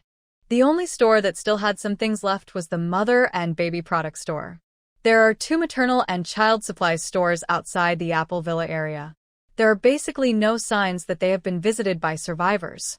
The milk powder cans and bags of diapers on the shelves are covered with a layer of dust, indicating that no one really needs these baby products. Yi parked the RV in front of a maternal and child supplies store. Brother Pai and his subordinates in the car behind him also parked their cars. Then everyone opened the car doors and ran into the maternal and child supplies store to carry milk powder and diapers. Qinyu brought Ruerwei into the store, bought a few down jackets for Ruerwei, and also bought a few pairs of pants and shoes. Seeing Qinyu choosing enthusiastically, Su also got out of the car, wearing a long down jacket, walked to a set of monk clothes for low-age babies, and touched the texture of the material. Quite comfortable. She picked up the monk's robe and looked at it carefully. She didn't like the color, it was too gray. Xiao Ai is a girl, so she needs to wear clothes with brighter colors. Then Su lowered her head and went to the row of shelves to pick out 2 sets of monk's robes for young babies, 1 pink and 1 light yellow, both made of soft cotton. Then she looked up and saw maternity nightgowns hanging on another row of shelves. She remembered that she gave birth in August, and the weather was extremely hot at that time, so she changed direction and went to pick out maternity nightgowns. Su, are you pregnant? Brother Pai was holding a box of freshly found milk powder in his arms. When he walked past Su, he smiled at her with wrinkles all over his face. Su pursed her lips and did not refute. She just said, just take a look. Having said that, she still chose carefully and picked out a set of coral fleece pajamas with a Totoro pattern, the kind designed specifically for pregnant women with a big belly, with a large swing quilt and an adjustable waist. She also picked out 2 summer skirts for pregnant women with big bellies. These ones are either too thick or too tacky. What do you care about me? Susugulange tatyeyu. Lace pajamas? Who are you wearing this with your big belly? Bah. Brother Pai and the others behind him moved very quickly. In a short while, they had cleared out all the baby milk powder, diapers, and baby clothes in the maternity and baby store. Su also moved some diapers, but Yi was helpless. He was just leaning against the window smoking and chatting with King Kong. He had no intention of helping Su stock up these things. Zhua Shijia stayed in the RV, disinfecting every corner. The things Su could move were limited, far less than what Pai Ge and others moved. Qin Yu and Ruerue worked together, but they only moved clothes and toys suitable for Ruerue. Ruerue was a boy, and the toys he played with were only train carts and forklifts. After a while, Qin Yu's car was also full. This maternity and baby store was emptied, and Brother Pai sent several vehicles back to the Apple Villa area to unload the goods. Qin Yu and Rue also went back with them. The remaining vehicles followed Su's RV and prepared to go to the gas station to get some gasoline. However, when the convoy drove to the front of the gas station, they found that there was already a convoy parked inside the gas station, and that convoy was moving oil cans back and forth into the trunk. Generally, there are several refueling machines in gas stations. There were not many people in the team in front, and they seemed to have filled up their tanks and were ready to leave. However, when they saw Su's team coming, 2 people walked out of the team in front. Without saying hello, one of them raised his hand and a metal wall appeared directly in front of the RV. "MD, you mess with me?" When Yu, who was sitting in the driver's seat, saw this, he was furious. He didn't go to cause trouble, but trouble came to trouble him. He threw a fireball directly, melting a big hole in the metal wall in front of him. This was not over yet. Yu continued to throw 2 fireballs, flying directly at the gold-type mutant who was blocking the way behind the metal wall, and the person next to him. When the 2 people blocking the road saw Yu's fireball flying towards them, they turned around and ran. Then, King Kong sitting in the passenger seat floated out like a gust of wind, caught up with the gold-type psychic, jumped up, kicked him in the back, and knocked the gold-type psychic, who took the initiative to provoke him to the ground. Oops, as the gold-type mutant groaned in pain, the man who had finally dodged the fireball opened his hands, and a wave appeared out of thin air, hitting King Kong. King Kong was caught off guard and was drenched in water. He stood there wet, like a drowned chicken. There was a burst of laughter all around immediately. They were all the people in the convoy who were watching the fun. They stood beside their cars with various weapons in their hands, laughing at King Kong's embarrassed appearance with his eyes wide open. Yu became more and more angry. He opened the car door and got out. He clenched his fists and walked towards the water-based mutant with a smug look on his face. At this time, Su happened to lift the curtain from the window. When she saw this, she also got out of the car. Brother Pai and others who were following behind her RV also took up their weapons and followed. Unexpectedly, the water-type psychic on the other side didn't even look at Yu, who was standing in front of him with a heroic spirit. Instead, he turned to look at Su behind Yu with a provocative look on his face. He hooked his finger at Su and said loudly, "I heard you can release a lot of water. How about a competition?" Ill. Su raised her eyelids and spat lightly, but she stood still and drew a semicircle in the air with her finger. A huge wave rose up behind her and rushed directly towards the people in front who were watching the show, knocking them to the ground. Only the water-based mutant was left, standing there in a daze with a dull look on his face, without a drop of water on his body. "Come on. All those annoying people should go away. Let's have a competition now." Su took a step forward, stepped on the water stains on the ground, and walked in front of the water-type psychic who had been petrified.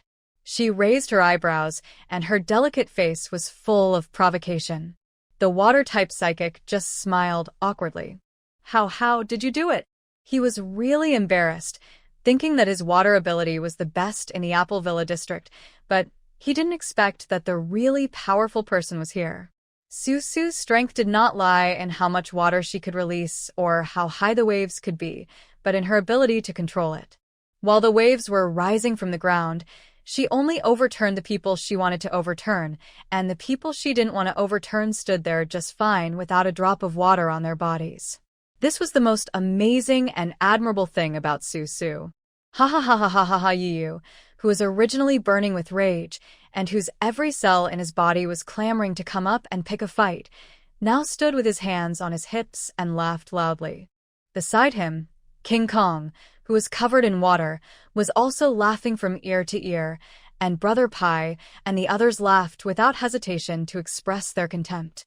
Just when the situation turned to Susu's side, Xia Yaoshi walked out of the supermarket, his muscular body wrapped in black clothes and black pants. His whole temperament gave off a hint of looking down on the world. He stood on the threshold, looked down at his teammates who were like drowned rats, frowned, and looked at Susu silently, as if he was waiting for Susu to explain to him. Susu shrugged. Clearly there was nothing to explain. It was common for young people to show off their strength and compete with each other. Seeing that Susu didn't speak, Xia Yaoshi glanced at Yu again. Yu straightened his chest and was about to speak when the water-type supernaturalist laughed and raised his hand to Xia Yaoshi. It's okay, Captain. We're just joking with them. We've heard that the people in the Su family are pretty powerful. Let's have a try. The gold-type mutant who was kicked to the ground by King Kong and was washed under the wheels by Susu's huge wave also climbed up, wet all over, looked at King Kong with a smile on his face and said, Hello, my name is Zhang Anquan. Nice to meet you. My name is Su Xiaofeng. We finally got to know each other today. I hope we can team up to complete missions together in the future. The water-based mutant was also smiling at Susu. Without waiting for Susu to answer, he walked to Xia Yaoshi's side. As if he was afraid that Xia Yaoshi would get angry, he took the initiative to go into the supermarket behind Xia Yaoshi and pretended to be busy moving things. The gold-type superpower named Zhang Anquan was left behind. He still looked at King Kong and Yu with a smile on his face, trying to observe who was the captain of the team. Yu scratched his head, scratched his cheek, and looked at King Kong. Both of them were helpless in this situation. In their world, they would fight if they wanted to fight, and kill if they wanted to kill. They would provoke them and introduce themselves to them. Isn't this a bit confusing? They have been out of touch with society for too long and don't quite understand the normal logic of people in society. In this situation, Susu was not very good at coming forward. Her interests and hobbies were not on how to make friends, but on how to give birth to Xiao AI and take care of Xiao AI. So in the face of the other party's greetings and deliberate acquaintance, Susu's face turned cold, and she turned around and got on her RV. At this time, it was the stage for gangsters like Brother Pai. He had been in the underworld for decades and had seen all kinds of storms. He saw through at a glance that the other party just wanted to use this method to get to know each other, so he walked up and shook hands with Zhang Anquan enthusiastically and greeted him half seriously. Aya, there is no acquaintance without fighting. There is no acquaintance without fighting. You young men are really energetic. It makes my blood boil. I really want to come up and have some passion. Ha ha ha ha ha. Ha ha ha ha ha. What's this old man's name? Zhang Anquan was also smiling. He was younger than Brother Pai, probably in his early 30s, but he was as experienced as Brother Pai. He looked like an official and spoke in a very sophisticated way. Officials and gangsters. In fact, there is no essential difference between the two. It's just that officials will disguise themselves to be more amiable, and how could Brother Pai not understand this? He and Zhang Anquan just chatted happily. However, after 10 or 20 minutes, when Yu, King Kong, and Pai Ge's subordinates refueled the car, they saw Pai Go and Zhang Anquan, who were arm in arm, looking like brothers, as if the tension just now did not exist at all. As for Xia Yaoshi, he glanced at the communication between Zhang Anquan and Brother Pai without any interest. then glanced at Su's RV, then sat back in his Jeep, folded his arms, leaned back in the driver's seat, and closed his eyes to take a nap. Su had enough supplies for a few days, and she didn't plan to go far this time. She just searched for baby supplies in a few blocks near the Apple Villa area. After refueling, as Zhang Anquan reluctantly said goodbye, Brother Pai got in the car, and Yu started the RV and left. As soon as their convoy left, the smile on Zhang Anquan's face gradually disappeared. He turned around and walked to Xia Yaoshi's car window, raised his finger and knocked it. Seeing Xia Yaoshi lower the window, revealing his handsome and cold face, Zhang Anquan smiled and said with a slightly sarcastic tone, "Captain, look at their fleet of cars. Every car is full of diapers and milk powder. At this time, they actually have 9 babies to raise. Are they crazy? You don't understand this." Su Xiaofeng was carrying a box of hams, passing by Zhang Anquan, and said casually, "Their pursuits are different from ours. We are still just surviving on the poverty line, but they still have dreams and hopes." TSK, haha, this not only made Zhang Anquan laugh, but also the people who were moving supplies around started laughing. Everyone could hear how sarcastic Su Xiaofeng's tone was. Dreams and hopes? In this era, talking about these 2 words is really courting death. Among the group of people, only Xia Yaoshi had a stern face, without smiling. He leaned back in his chair, tapped the leather cover on the steering wheel with his finger, turned his head suddenly, and said to Zhang Anquan, who was standing outside the car window and smiling, "Are there any small toys among the supplies found last time?" Ah? Zhang Anquan tilted his head, somewhat puzzled as to why Xia Yaoshi asked that, but he still nodded seriously. "Yes, there are some. All piled up in Villa number 09, gathering dust. Send those little toys to the Su family. When you look for supplies in the future, also keep an eye out for some baby products. We don't need them, but they do. Pick them out and send them over there." After saying this, regardless of Zhang Anquan's stunned face, Xia Yaoshi rolled up the car window and started the car to continue sweeping the next block. He did not explain why he asked his teammates to do this. This was his usual style. He did not need to explain anything to anyone. Su and the others, who had already arrived at another street, still only found one maternity and baby store, but this one was slightly larger than the previous one. In addition to baby formula, diapers, and clothes, there were also many children's toys. Su went in and took a look around and found a bamboo baby stroller. She seemed to find it quite interesting, so she sat on a low stool beside the aisle and played with the stroller. Brother Pai and the others had already been busy. At this time, Zhuoshijia came in with 2 prenatal yoga CDs in her hand. She handed them to Su, who was sitting on a low stool, and said, "I found them in the gift area. If you have nothing to do, do some exercise. It will help with a smooth birth." Okay. Upon hearing Zhuoshijia say this, Su reached out to take the 2 pregnancy yoga discs, looked at both sides, and frowned. "Then we have to find a DVD player. Just find a laptop with a CD-ROM drive, and then get a magnesium air water battery, the kind that can generate electricity with water." After Zhuoshijia finished speaking, he went to look for some maternity bags, filled his arms with big and small bags, and walked out of the mother and baby store. As soon as he walked out of the door, he dropped a bag of maternity bags. Seeing this, King Kong in the co-pilot seat of the RV hurriedly opened the door, flew to Zhuoshijia, picked up the bag of maternity bags on the ground for her, and took the bags in Zhuoshijia's arms. Yu, who was sitting in the driver's seat, leaned his head against the window, looking bored and panicking, and even winked at King Kong. King Kong seemed a little shy and glared at him. He pulled out a hand, took out a box of crumpled cigarettes from his hip pocket, threw it at Yu's face, and cursed, "Smoke your cigarette and stop talking nonsense." "Really? I didn't say anything." Grabbing the cigarette box that flew over with one hand, Yu's smile became more exaggerated. King Kong ignored him and got into the car with the maternity bag. Yu stretched his neck and shouted towards the maternity store, Su, do you need your brother's help?" Su came out carrying a bamboo baby carriage with 2 CDs in her hand. She glanced at Yu, ignored the boring man, and followed Zhuoshijia into the car. This time, they didn't spend much time, and they didn't fight many zombies. They just found 2 maternity and baby stores, bought some daily necessities for the 9 babies, and then drove back in a convoy. When passing by the barrier at the entrance of the Apple Villa district, the survivors guarding the barrier all lowered their heads and smiled secretly, as if they were very disdainful of their behavior of coming back so soon after going out and just looking for some baby supplies. Who doesn't bring back as many supplies as possible when they go out? Only those who hate that their car is too small to carry as much supplies as possible are not like Susu's team, who wish they could grow wings and come back immediately. The Su family is indeed led by women, which is really unsophisticated.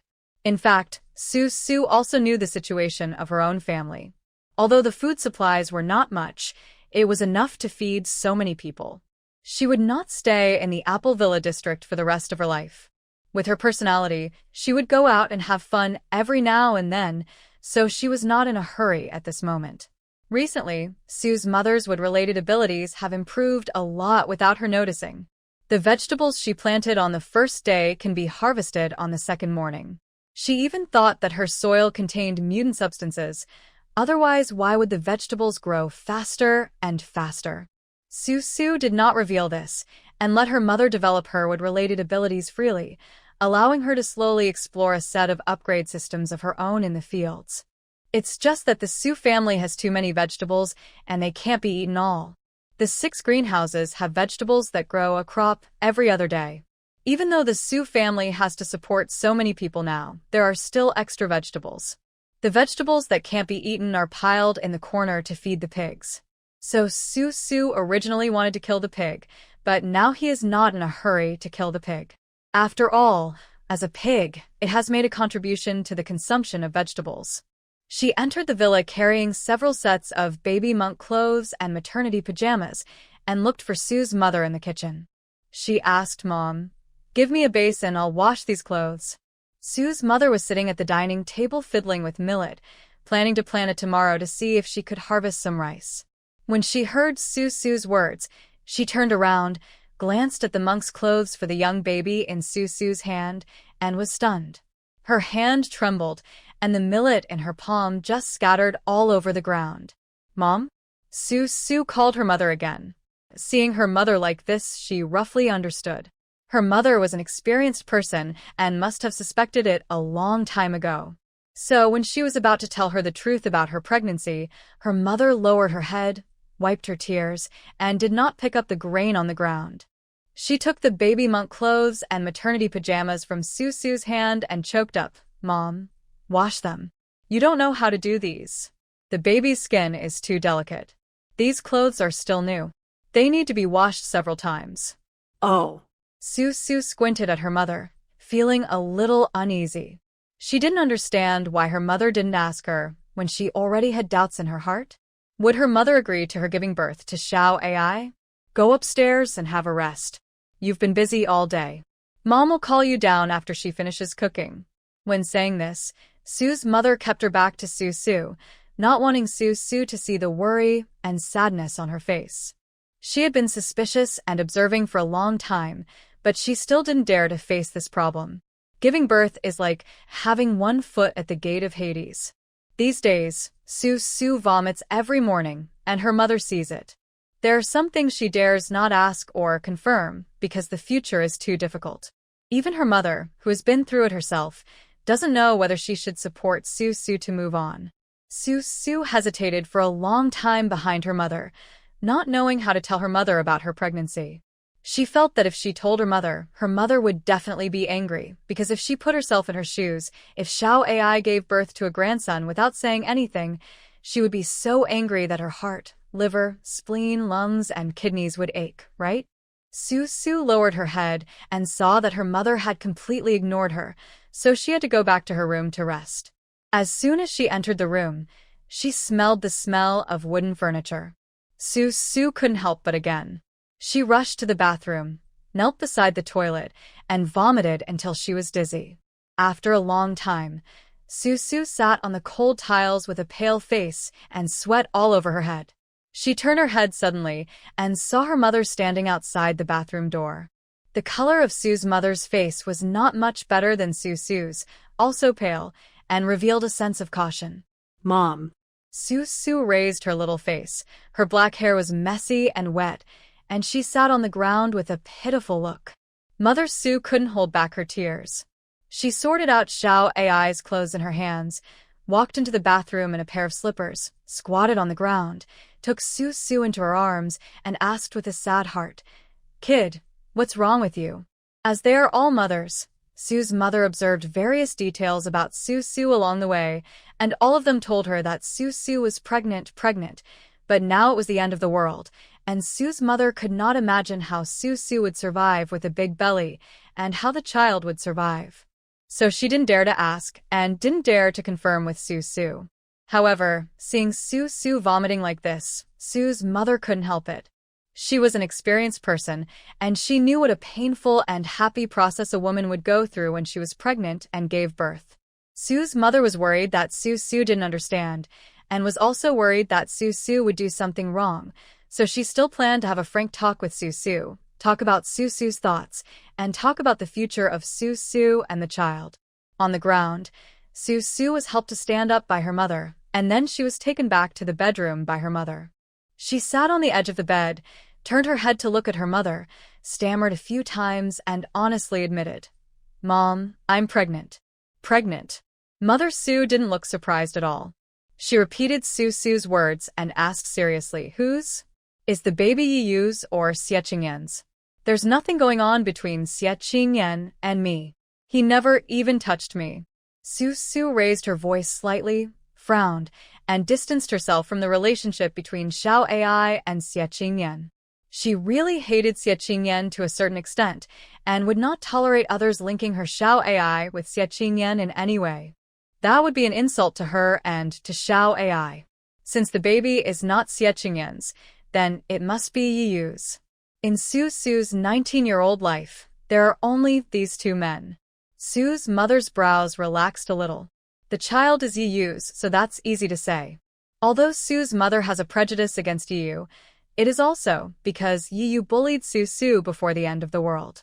Of course, she also understood that the world is different now, and she can no longer always look at people in the same way she did before the end of the world. Yiyu is capable and responsible, and most importantly, he takes good care of Sue. With Yiyu's personality, Sue's mother is not worried about the future of Sue and the baby. He will take on this responsibility. The key now is, what does Sue think? Are you going to give birth to the baby? Give birth, Mom, no matter what, I want to give birth too. Have you discussed this with Yiyu? No. Shook her head. Seeing a look of disapproval on her mother's face, Sue quickly said, "Mom, this is a matter between Yiyu and me. I will work it out with Yiyu. Don't worry about it. I can get pregnant and give birth. I can give birth and raise the baby. Don't worry. Do you think it's that easy to get pregnant?"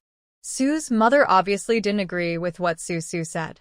She suddenly seemed to think of something, stared at Sue with wide eyes, and asked, "Is Yiyu still unaware? You didn't tell him?" Sue smiled at her mother, full of flattery.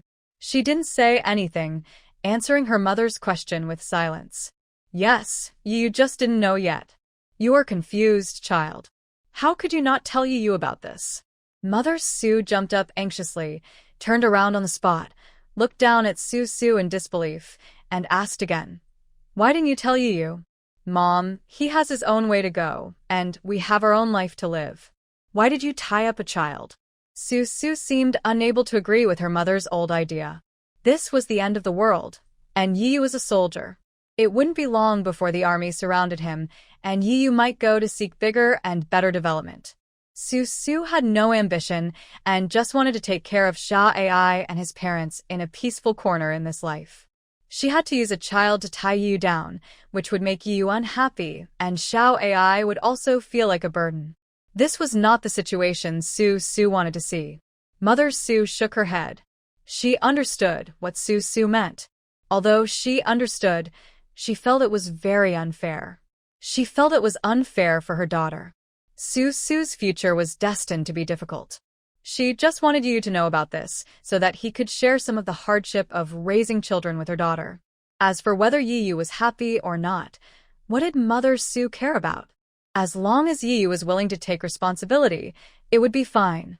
If you want to be happy, you shouldn't have done such a sin in the first place. You must tell Yiyu about this matter. The child is not yours alone. Yiyu also has responsibilities. Mother Sue frowned, her face serious.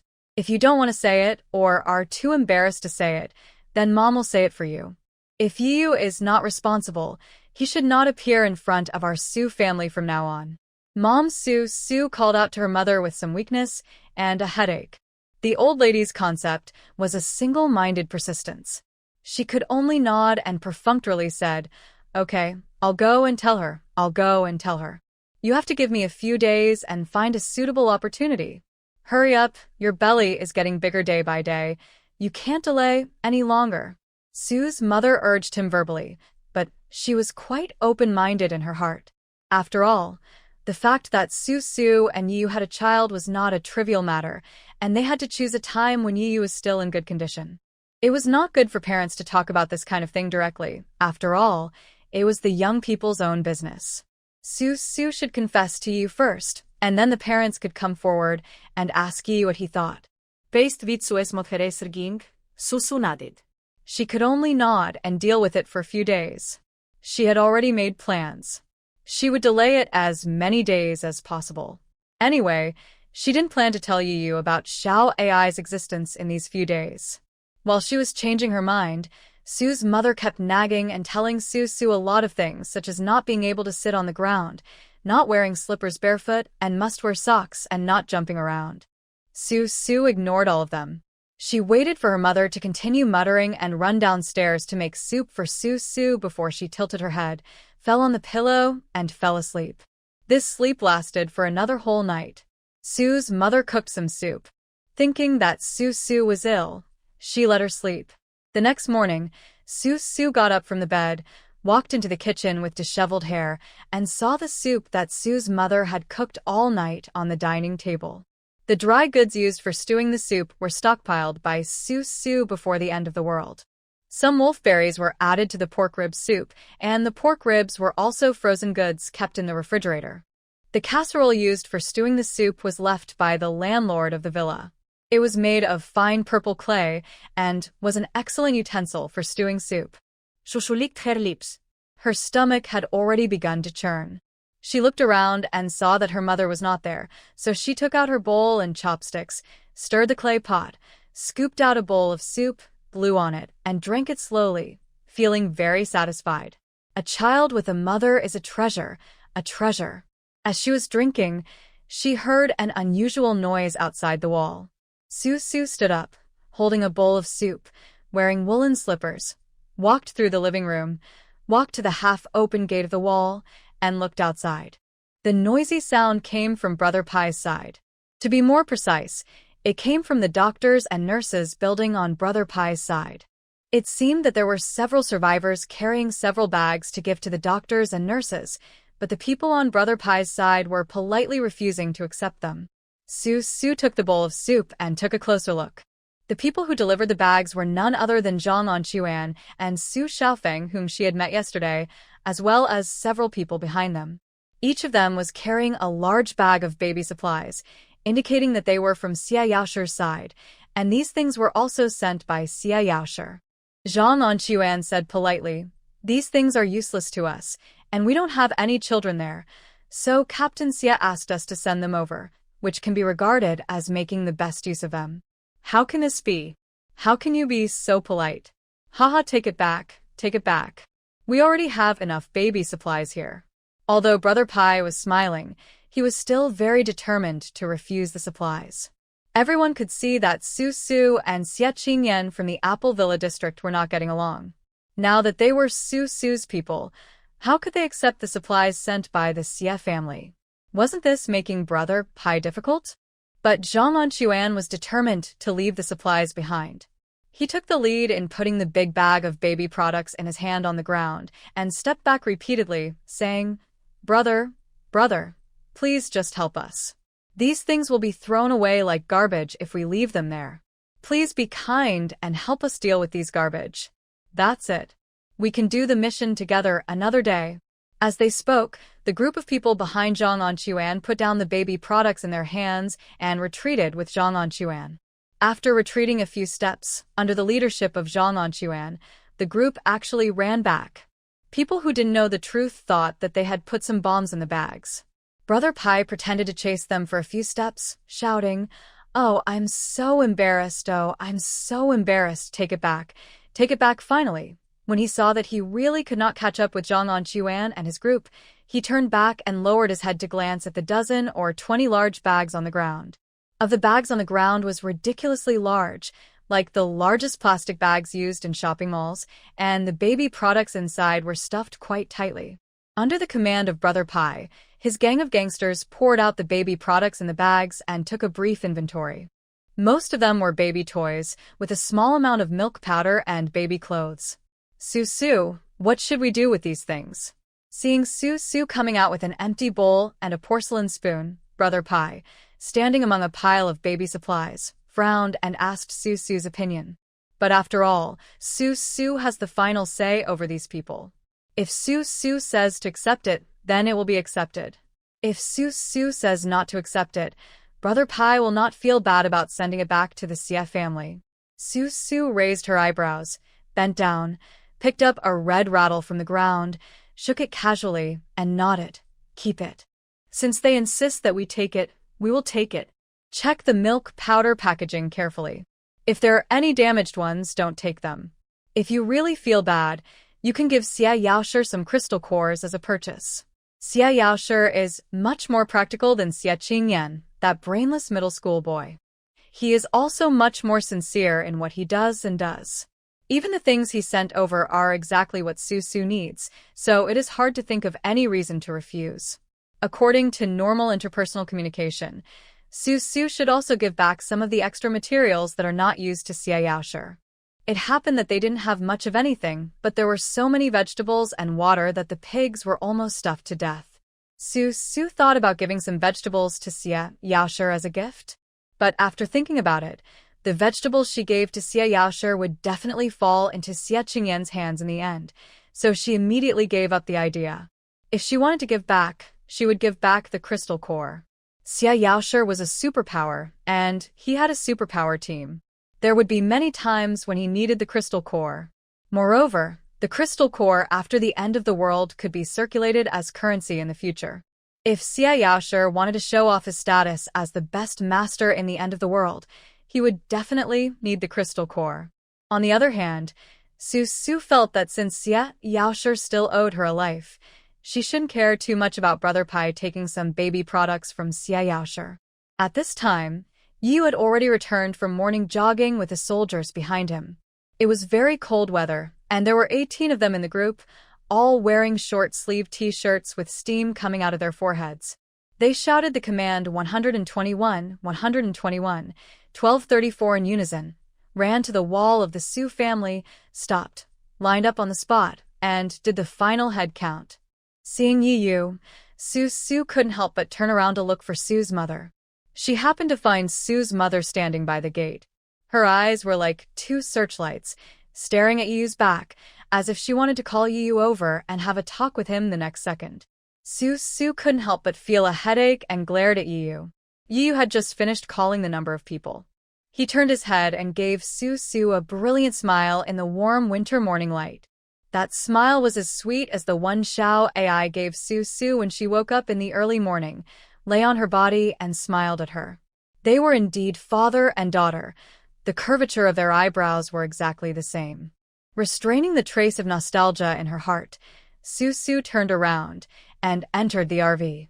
A new day had begun. She wanted to go out for some fun.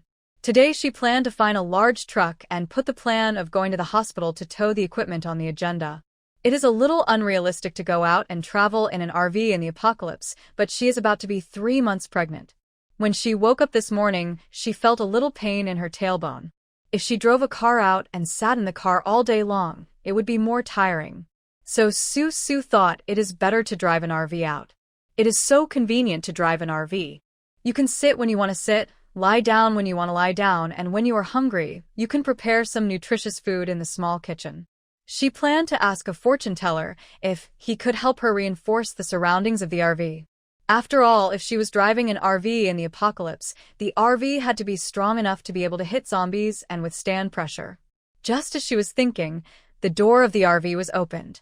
Su was standing in front of the cooking table in the small kitchen. She turned her head and saw Yu walking in. She straightened her head and ignored Yu, thinking about how to transform her RV. Two big hands suddenly stretched out from behind her slender waist and held her waist. The next second, Yu's hot body pressed against her. You still don't admit it? The way you looked at me just now was full of affection, as if water could drip out of it. TSK, let me hug you. It's been a long time since I hugged you, and I missed you so much. The pervert behind her yelled, let go of Su, took a few steps back, and jumped a few circles on the spot holding his foot. You. Yu was shaking his feet, looking at Su's face full of disbelief, and asked with distorted features, You lured me into the car just to step on me? Su spoke righteously, pinching her 5-finger joint seriously, and the joints made a crackling sound. There was a warning light in her eyes.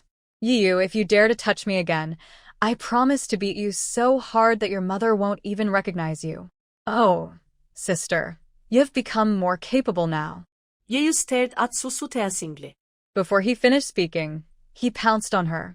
His speed was so fast that Su didn't even have time to react. He picked up Su, turned around, and threw her on the sofa. Yu bent down proudly, looked at Su's wide eyes, and patted his thick skin. Brother is letting you go, little guy. Look how cocky you are. If I were serious, I would punish you 1,000 times. And you still want to beat me? I let you beat me. Come on, if you hit me once, I'll give you a kiss. Come on, hee. Whether this deal is fair or not, you can decide for yourself. How could there be such a person in this world? His face was so thick that it was outrageous. Su looked into Yu's eyes and didn't see any joking in it. He really wanted her to beat him up, and he really planned to kiss her after she beat him up. He would kiss her as many times as she beat him up. Susu understood Yu's intention. Although she wanted to beat Yu half to death, she held back. She raised her head and smiled at Yu, raised her eyebrows and said calmly, It's so boring to fight so early in the morning. Have you finished your training? It's over. What's going on today? There are no activities today. I'll follow your arrangements. But I have to take a few people to look for Li Xia's mother tomorrow. Li Xia? Su frowned slightly, looking at Yu, who had returned to normal, and was stunned for a moment. Then Su seemed to remember something and asked again, Why didn't you go to find your family? What about others? Why didn't they go to find their families? We have no family.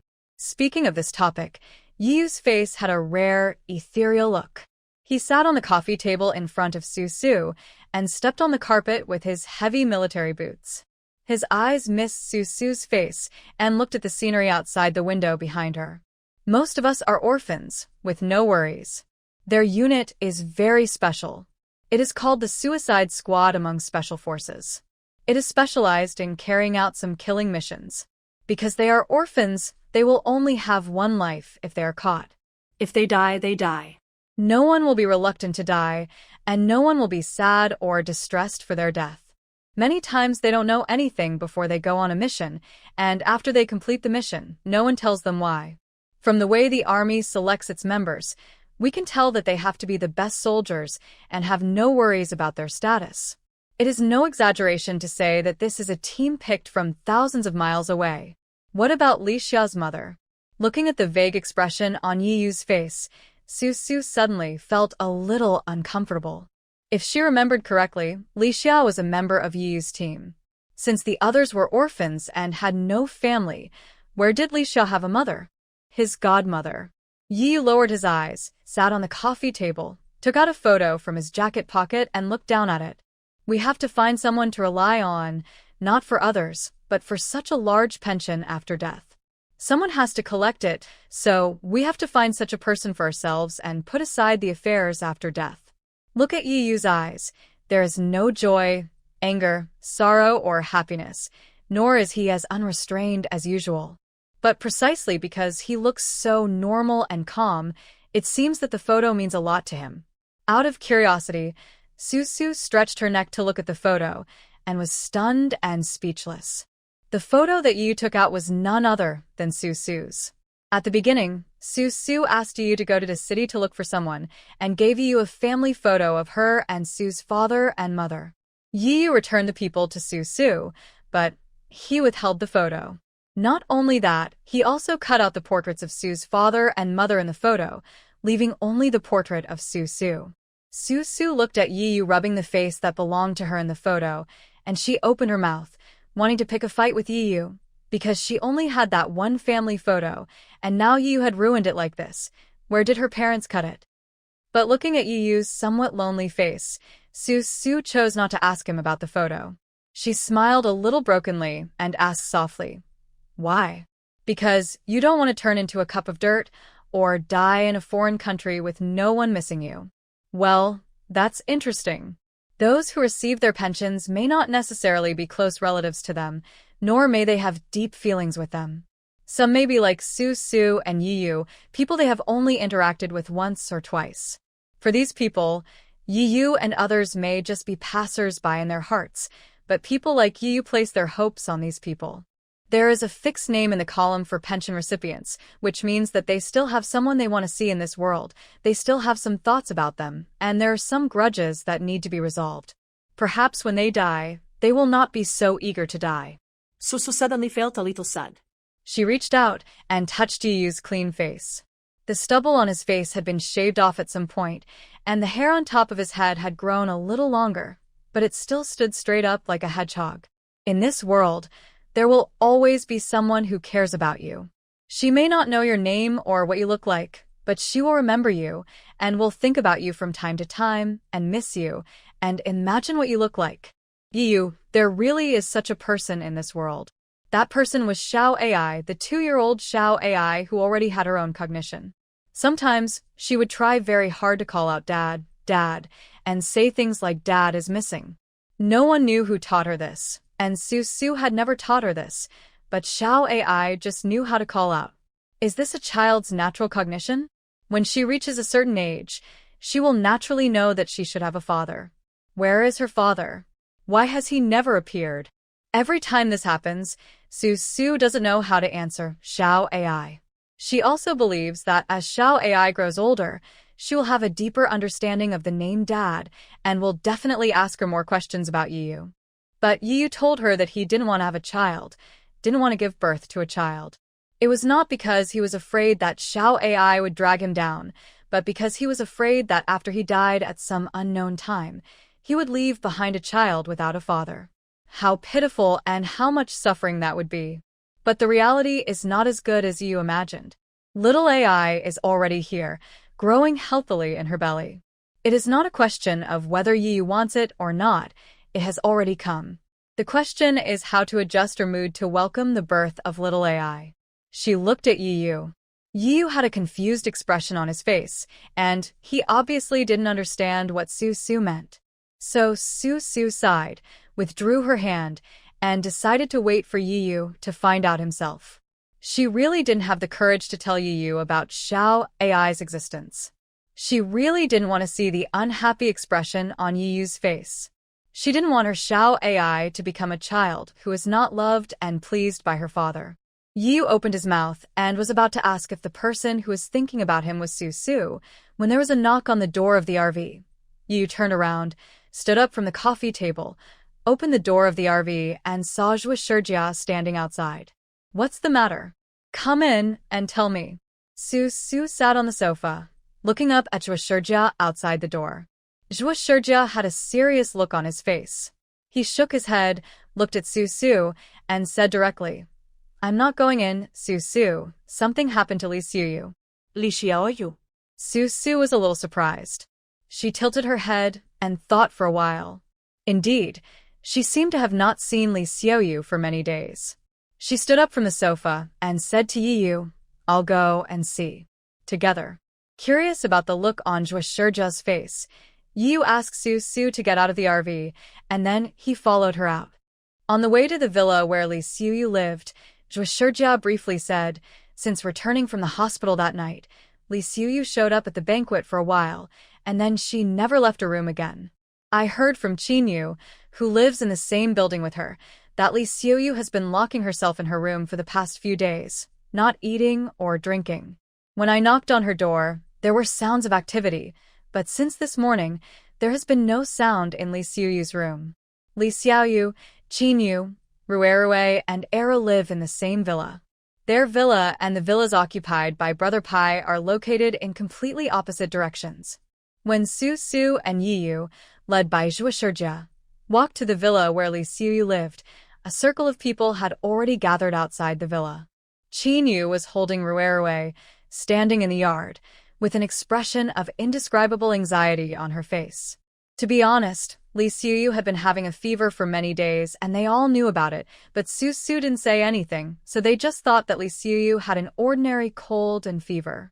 After all, Qinyu and Li Xiuyu had lived and died together so many times, so she naturally cared more about Li Xiuyu's affairs than others. So Qinyu got up early every day and went out. When she passed by Li Xiuyu's door, she would knock on Li Xiuyu's door. Only when there was a response from inside would Qinyu feel at ease to go out. But today, no matter how Qinyu knocked on the door, there was no response from inside Li Xiuyu's door. She became anxious, fearing that something had happened to Li Xiuyu. Su Su, Yiyu, and Zhuo walked into the yard of the villa where Li Xiuyu lived. There were already quite a few people standing in the yard. Standing not far from Qinyu and Rue were Li Ying, and Wang Jun. Li Ying was holding a knife in her hand with a very serious expression on her face. When Su Su and Yiyu arrived, Li Ying stepped forward and said, "There was no sound in the room. I didn't know if the person was alive or dead. I thought it best not to take it lightly." When saying this, Qinyu opened her mouth, wanting to retort Li Ying, but Su Su walked straight forward and walked into the villa, followed closely by Yiyu. Qinyu also entered the villa, holding Rue. Zhuo speed was a little slower, but she glanced at Li Ying, said nothing, and followed her in. "Where is Li Xiaoyu's room?" Su Su entered the villa, looked around, and casually asked Qinyu. Qinyu pointed upstairs, holding Rue, and was about to lead the way. Su Su dragged Qinyu back and scolded. "Go to the back. Don't let your mind get distracted. You still have a child."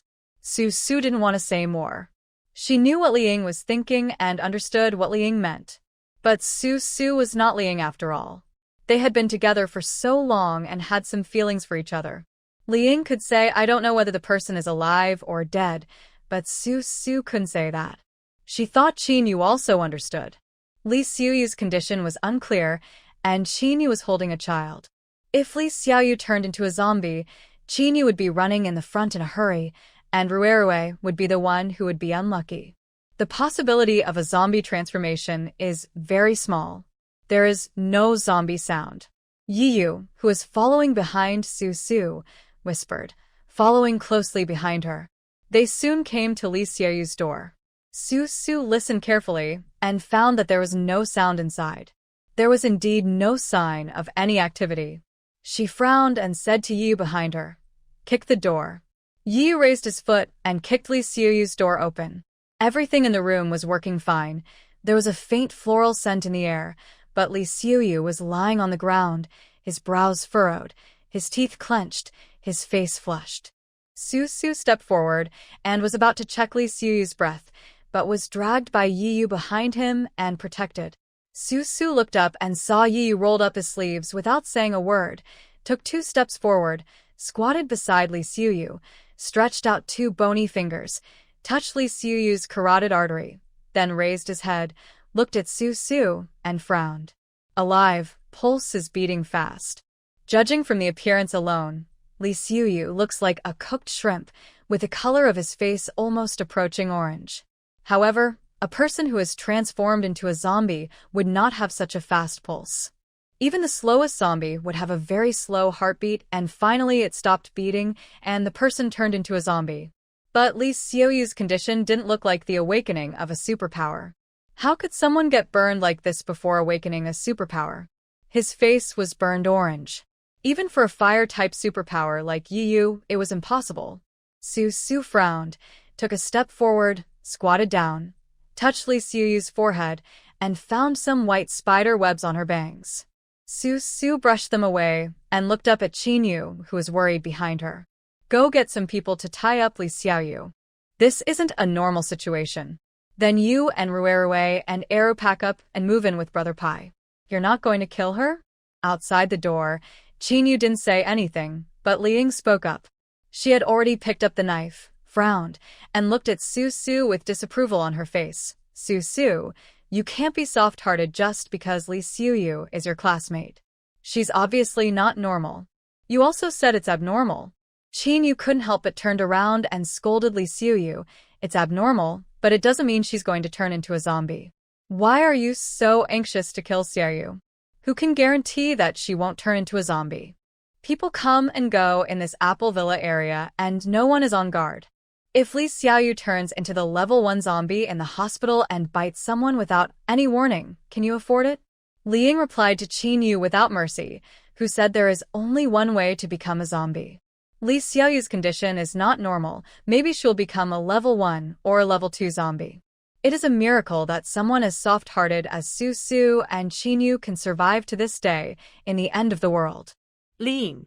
Qin Yu was angry, put down Ruerue in her arms, and shouted at Li Ying, Xiuyu has also been through life and death with us. Can you have a little humanity? I don't have humanity. It's because of my humanity that I nipped the danger in the bud. Qin Yu, stop acting like a saint. If I don't kill Li Xiaoyu today, and he becomes a troublesome person in the future, will you be responsible?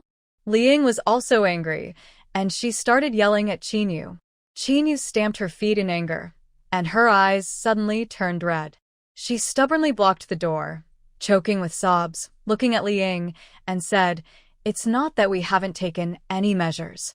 Su Su just said that we should find a few people to tie up Xiaoyu. If you want to kill her, can't you wait until Xiaoyu turns into a zombie before killing her? What if I can't tie it up? Looking at Qin Yu coldly, Li Ying wanted to kill her. In a team, there are always some burdens that hold people back, and Qin Yu is the worst. Li Ying despised this kind of burden the most in her life. Now she was crying in front of her. When Li Xiaoyu really succeeded in her corpse transformation, Qin Yu would be a sinner for eternity. If you can't tie her up, I'm still here. Why are you in such a hurry?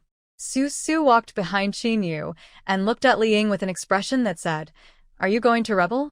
She patted Qin Yu's shoulder, signaling Qin Yu to move away from the door. She took 2 steps closer to Li Ying and said directly, This is my territory, Su Su.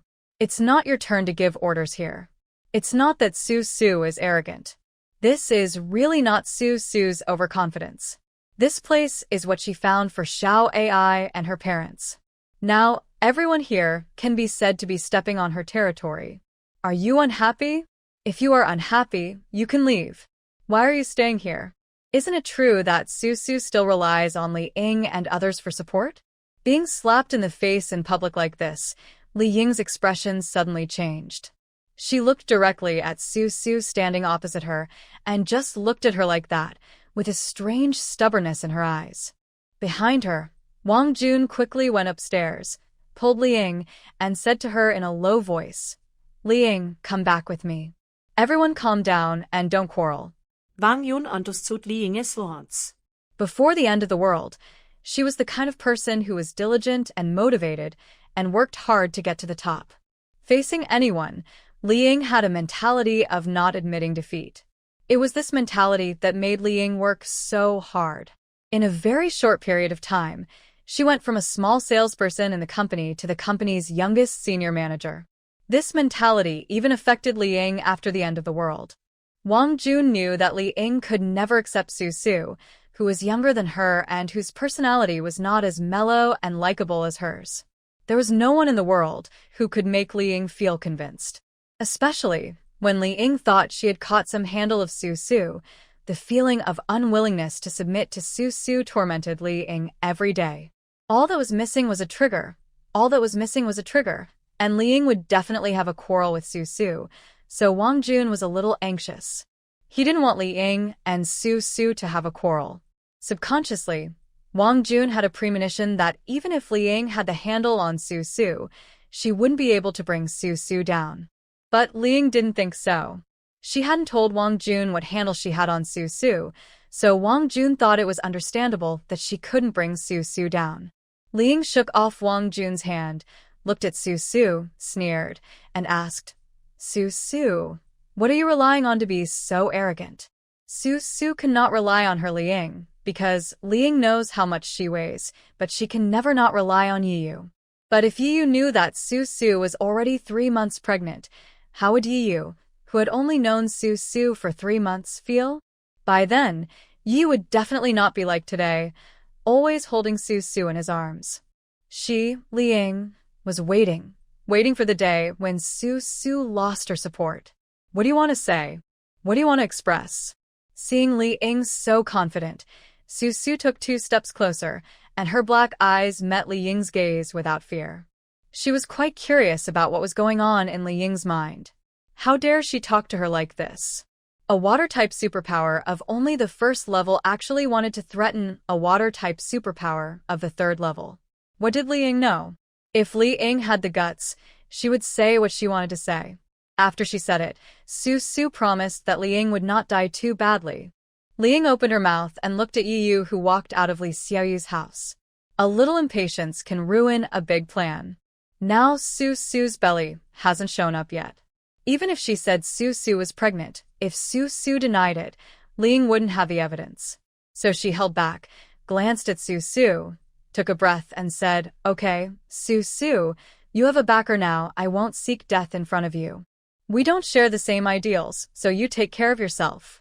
After that, Li Ying turned around and left with her knife in hand. She had had enough of this place. She lived with a bunch of brainless saints all day long. When she went out to find supplies, all she brought back were milk powder and diapers. What kind of future could such a group of people have? She, Li Ying, had wanted to pack up and leave a long time ago. She had no intention of leaving, and today she would not be so blatant in front of this group of people, exposing her true contempt for them.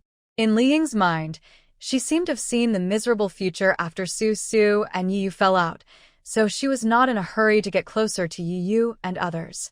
Anyway, as long as Yiyu found out that he was deceived, Li Ying would have plenty of opportunities to bring Yiyu and his team over. Li Ying walked out, and the people along the way just looked at her. Since Su Su didn't ask them to stay, they didn't ask to keep her either. What was there to ask them to stay? They were lucky not to be with a teammate who had lived and died together and could prevent it before it happened. In the whole team, only Wang Jun chased out. When he saw Li Ying had already entered the villa, he also chased in. When he entered, Li Ying had already started to pack her clothes. When she saw Wang Jun walking into her bedroom, she said, I'm leaving. Wang Jun, you stay here and keep an eye on Yiyu and the others for me. If Yiyu and Su Su have a falling out, notify me at any time. Li Ying. Looking at Li Ying helplessly, Wang Jun didn't know what to say. In fact, before he entered the room, he didn't think too much about whether he would stay or leave. He just wanted to come and persuade Li Ying, to let go of her stubbornness and unwillingness to admit defeat, and have a good talk with Su Su. Su Su was not the kind of unreasonable person. On the other hand, Wang Jun felt that his life was very good here at the Su family. He built houses and drew blueprints every day, and he felt stable and fulfilled. So, if Li Ying wanted to take him away, he would be reluctant. But if Li Ying insisted on leaving, it would be bad for Wang Jun to stay here alone. Given the relationship between Wang Jun and Li Ying, why would he stay here as an insider? Wouldn't the people on Su Su's side look at him with a very strange look? In an instant, Wang Jun felt like a ball tossed around by Li Ying, picked up and thrown away at will. She had always been focused on moving up the ladder and had never considered his feelings. Just like now, Li Ying wanted to leave without considering whether Wang Jun was willing to stay or leave. She left as she pleased, but she wanted Wang Jun to stay. Where would Wang Jun's situation be? In the bedroom, Wang Jun stood there without saying a word. His tall and thin figure stood like a flagpole, feeling a little lonely and desolate. He looked at Li Ying, packed up his suitcases, went downstairs to search for some supplies, piled the boxes of clothes and supplies together in the car parked in the yard, and then drove away without any regrets. Wang Jun slowly walked downstairs and sat on the steps at the gate, looking at the red sun in the sky, which was gradually setting in the west. In other people's villas, smoke was rising, and the daily routine of making fire and cooking had begun. He and the villa behind him seemed to be trapped in a cold and dark cave, feeling awkward and lonely. Su was delayed by Liang for a day, so she naturally didn't go out today. Because Li Suyu's situation was too special, Su planned to stay in the villa area for the next few days and wait until Li Suyu's situation became clearer before going out. She then gave the task of finding the truck to Brother Pai.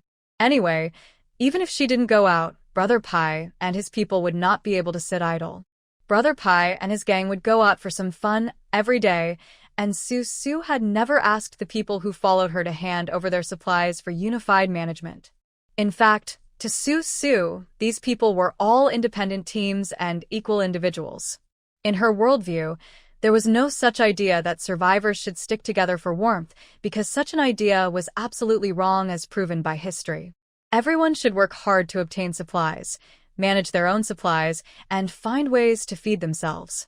If they don't have enough food, don't think of asking others for it first. Instead, think about how to go out and get supplies from outside. Human nature is like this. They stick together to keep warm. All supplies are confiscated. This can only temporarily avoid large-scale casualties. After a long time, someone will definitely complain. Why should the supplies I worked hard to get be used to feed those lazy people? Why can he have food and drink without going out to find supplies? Why should I go out and risk my life? So now in Su's territory, everyone manages their own supplies, including Qinyu and Ruerue. As for Brother Pai and the others, since they had taken on the responsibility of feeding 9 babies and the medical staff, of course they had to go out and have fun every day. They had the largest population and the most cars, so any extra supplies they found would be sent inside the Su family's wall.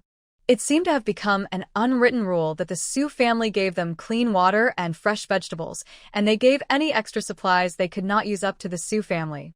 This was fair, and there was no such thing as who depended on whom or who depended on whom. Occasionally, when everyone has nothing to do, they will set up a few large round tables in front of the Su family's wall and have a banquet to have fun. Life in Su's place is so willful. Wang Jun sat on the steps, silently watching the people coming and going outside the yard. He didn't know whether he should be shameless enough to go out and greet everyone, or roll up his bedding and find a car to stay in a corner alone. But at this time, Su's father came to find Wang Jun, wearing glasses on his face and holding a blueprint in his hand.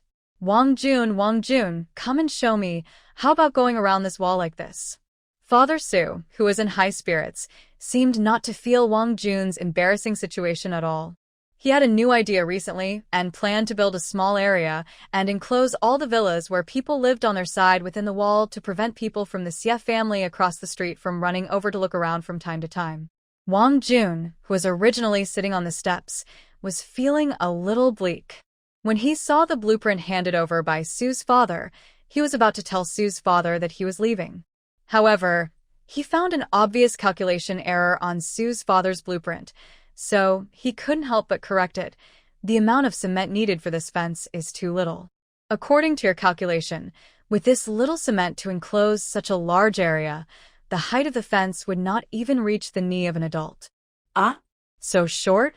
Father Su quickly took a pencil from behind his ear and handed it to Wang Jun. You are a great architect. You can fix it. Looking at the pencil handed over, Wang Jun sighed, took it, put Su's father's drawing on his knees, and still maintained the original sitting posture, and began to recalculate the amount of cement needed. After a while, Wang Jun handed the revised drawing to Su's father, who was sitting next to him, and said, "Uncle, I may not be able to modify the drawings for you in the future. You are a really talented kid." Father Su folded the blueprint with great satisfaction and put it in the pocket of his down jacket. He did not ask Wang Jun why he said this, but just said, "Wang Jun, I will tell you the truth. Don't be offended. Liang is not suitable for you. Uncle, I understand that you two want different things. Li Ying and my daughter are at odds, but we can't say that Li Ying is completely wrong and my daughter is completely right. Different philosophies lead to different approaches. It's only a matter of time before she leaves. I don't know how to face you next.